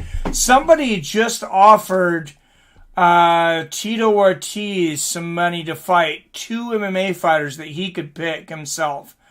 And I can't remember what the hell the promotion is. I mean, no commission in the United States is going to sanction a 2-on-1.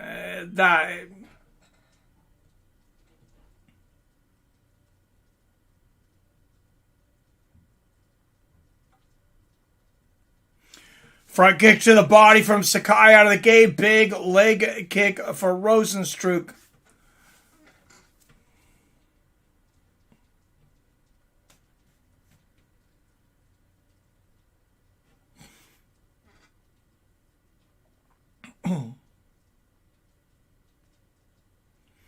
Nice inside leg kick there for Rozenstruick.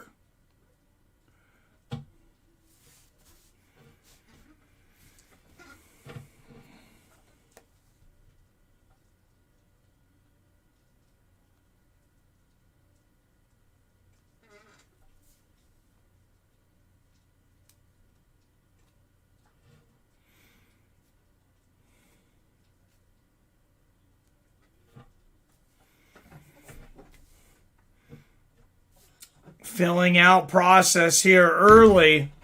Good jab there from Sakai. This is kind of where you miss the crowd. Sometimes they kind of push these guys a little bit. Sometimes they push them right into making a mistake, but they still push them. Oh, heavy leg kick there for Sakai.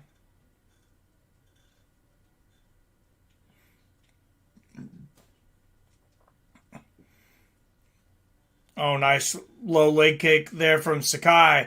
And Rozenstruick, he's such a counterpuncher. That's part of the problems. It's like when you have a counterpuncher and the other guy's not engaging.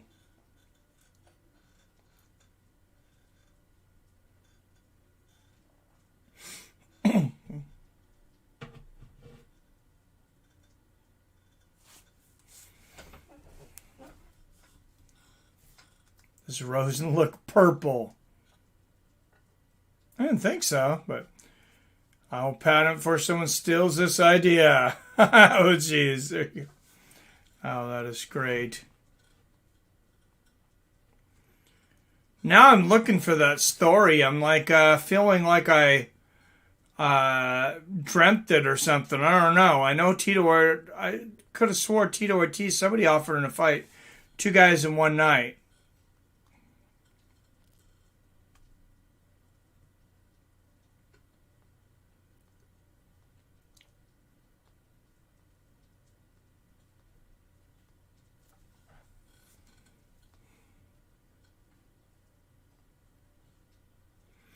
Oh, there it is. I don't know. UFC, Tito Ortiz resigned as mayor. Huh. Oh, big right hand there from Rozenstruick. Why does Rozenstruick look like a young little Phil from Fresh Prince? You're right, he does. We got Uncle Phil and Obama on the card tonight.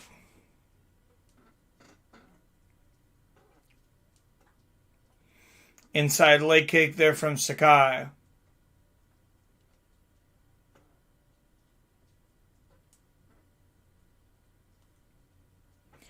So, somebody call Fox News and let them know Obama was born in Brazil. They'll go nuts.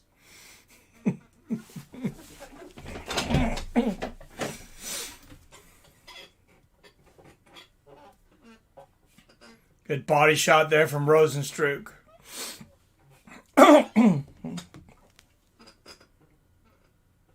Have tag teams, MMA fights, and Russian promo. Oh, I've seen the 5-on-5. I show a video I posted. Yeah, it's crazy.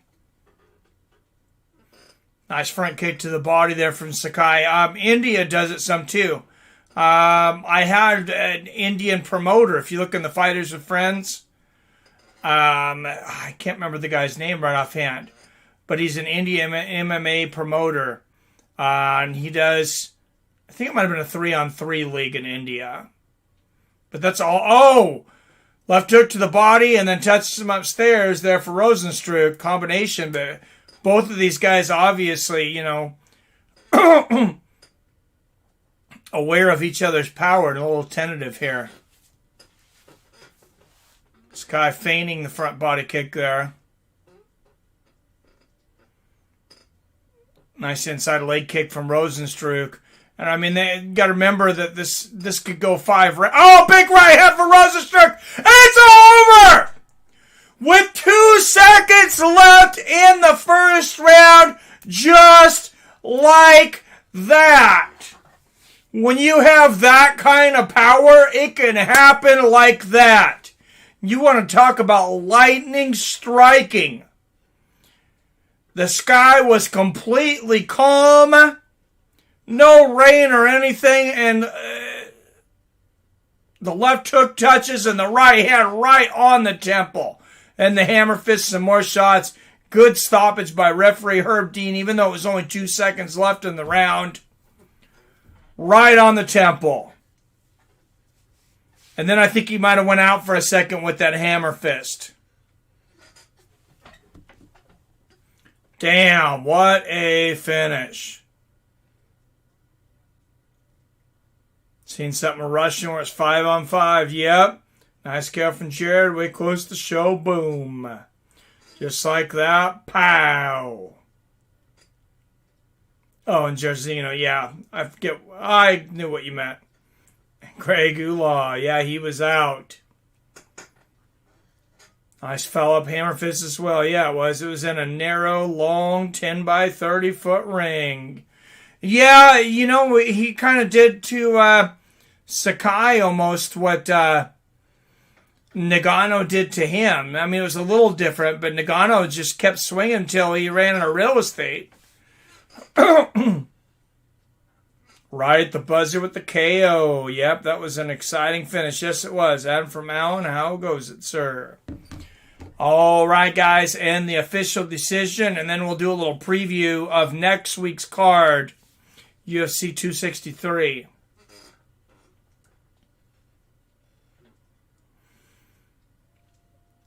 All right, Biggie Boy gets it. Official time is 4:59 of round 1. 1 second. So he's gotten a few lucky nods, if you call it, though. Even though, like I said, I won't argue that stoppage. He got Sakai with 1 second left in the first. He got Arlovsky with what, like 15 seconds left in the fight when he tore that lip open. Like a $50K payday to me. I agree. Buzzer beater. Yeah, that should be on Sports Center. Finished of 11-12 wins. Or 11 or 12 wins, all knockouts. It's a hard time to be a heavyweight right now, though. Because I'm not saying Rozenstruick's one of them. Maybe he is. But there's a lot of guys that would be heavyweight championship contenders, have a good shot at being heavyweight champion in other eras. But Francis Ngannou right now, he does not seem to be slowing down anytime soon. He's literally like nothing we've ever seen before in MMA.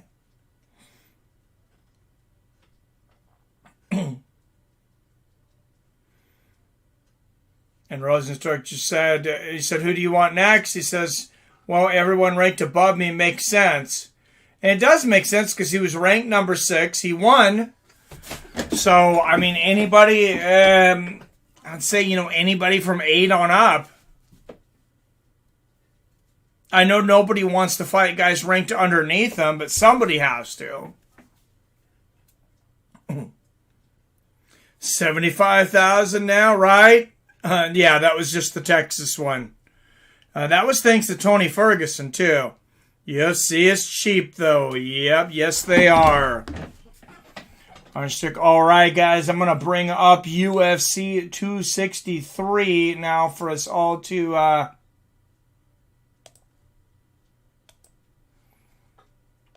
look at here. This is next week's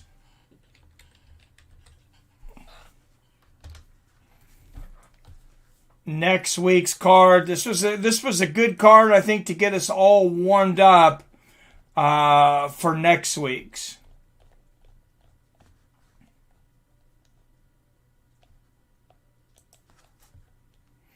So next week's card is amazing. Tank Abbott fan here. Oh, Tank in his prime versus Ngannou and go. Oh yeah, I'm a huge Tank Abbott fan, Robert. Tank would get run over by a bigger Tank. Yeah. I mean, maybe, but yeah, Tank Abbott, I mean, you got to judge him on his time. Man, he was awesome. Well, Robert, my dog's named Tank after Tank Abbott. I got 2 big dogs. One of them's named Tank. Well, to be honest, he was named Tank before I had him, but now I just call him Tank Abbott. Tank was always fun.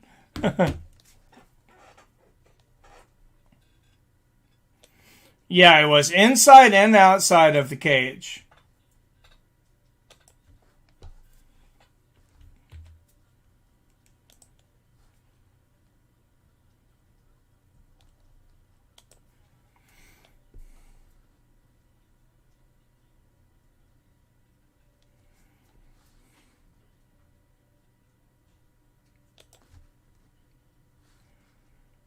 Oops.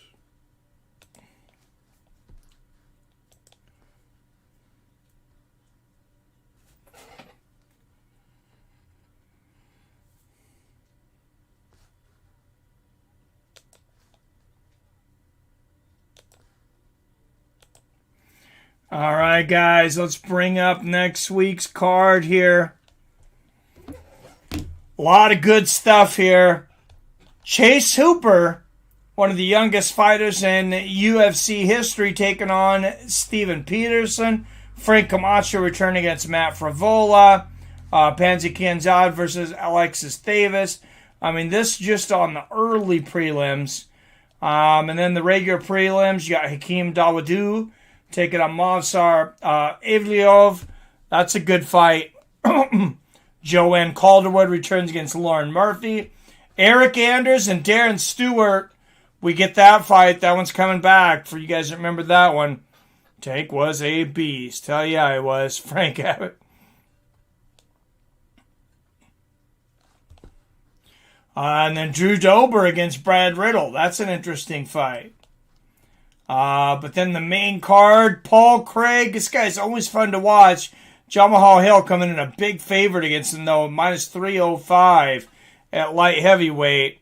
Have a good one, RW. I'm out, guys. See you tomorrow for Mayweather versus Logan Paul. Yes, don't forget tomorrow, Floyd Mayweather Jr. beats the shit out of that punk Logan Paul. So make sure and tune in for that. Next week, Leon Edwards versus Nate Diaz, of course. That's a big one.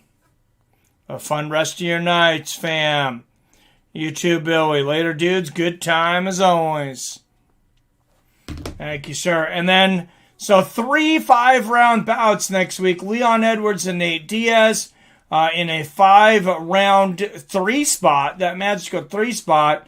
And then 2 championship bouts. Deiveson Figueiredo taking on a man who surprised everybody. Nobody expected Brandon Moreno to do what he did against Deiveson Figueiredo in the first fight. But he gave him an extremely competitive fight. So much so, Dana White said it warranted an immediate rematch.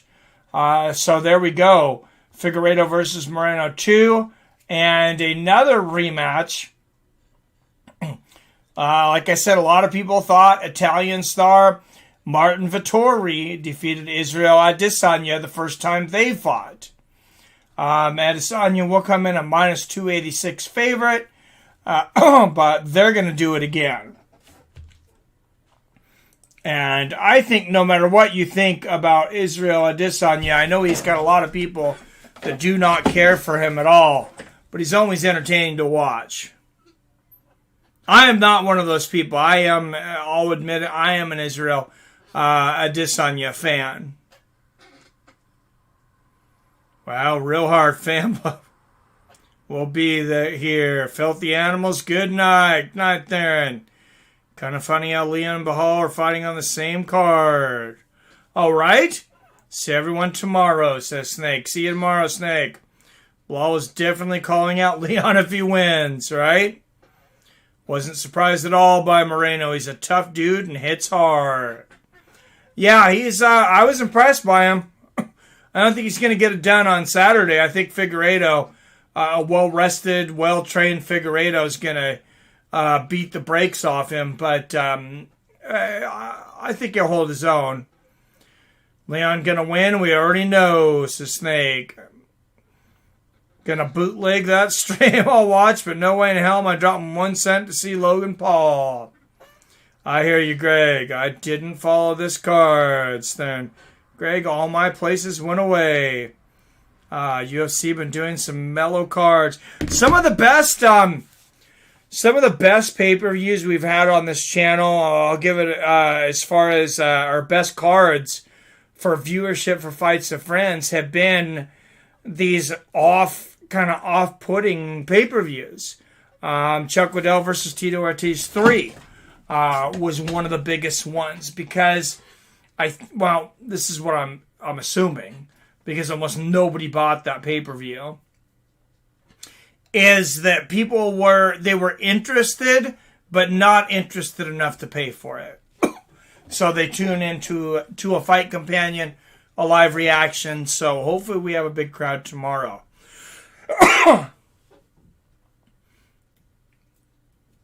All right, Izzy, KO, Martin. We almost seen Hohen do it. Izzy is a lot better at avoiding getting taken down. Right? Karen Bryant, still full energy. Yes, she is. She's been doing this a long time.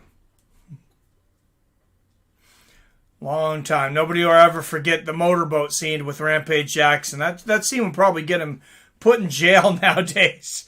They were a little more forgiving back then, and Karen was a very good sport about it for sure.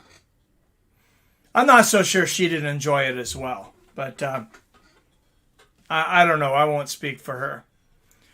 But thanks for tuning in, guys. Please share this channel. Share tomorrow's stream. When you get a chance, a lot of YouTubers, not just this channel, are struggling. Like I said, I've talked to 3 pretty big YouTubers. You guys would probably know who they were, that have told me that they're thinking about quitting just this week. So I don't know if it's oversaturation or what it is, but it's definitely not just an issue here. I mean, maybe YouTube just doesn't like MMA. I don't know. I mean, I don't see myself leaving YouTube, but I see maybe eventually, doing it on several different platforms at a time. I've really just avoided it, I guess, from doing the work. I've just always wanted to do this just on strictly on YouTube. I'll promote it on Facebook and Twitter. But YouTube is where I found all you guys. And I'm staying on YouTube. Unless somebody threw some money at me to do an exclusive deal with some other streaming service at one point, I'll still be here. Just maybe not exclusively. All right, good night. Robert, thanks for coming in. Okay, Mike, let's drop the mic. Who wins? Jairzinho Rozenstruick, first round knockout, 1 second left in the round. All right, guys, thank you very much. As always, I love you. I respect you. And I'll see your fine asses tomorrow when Floyd Mayweather Jr. rips the shit out of Logan Paul.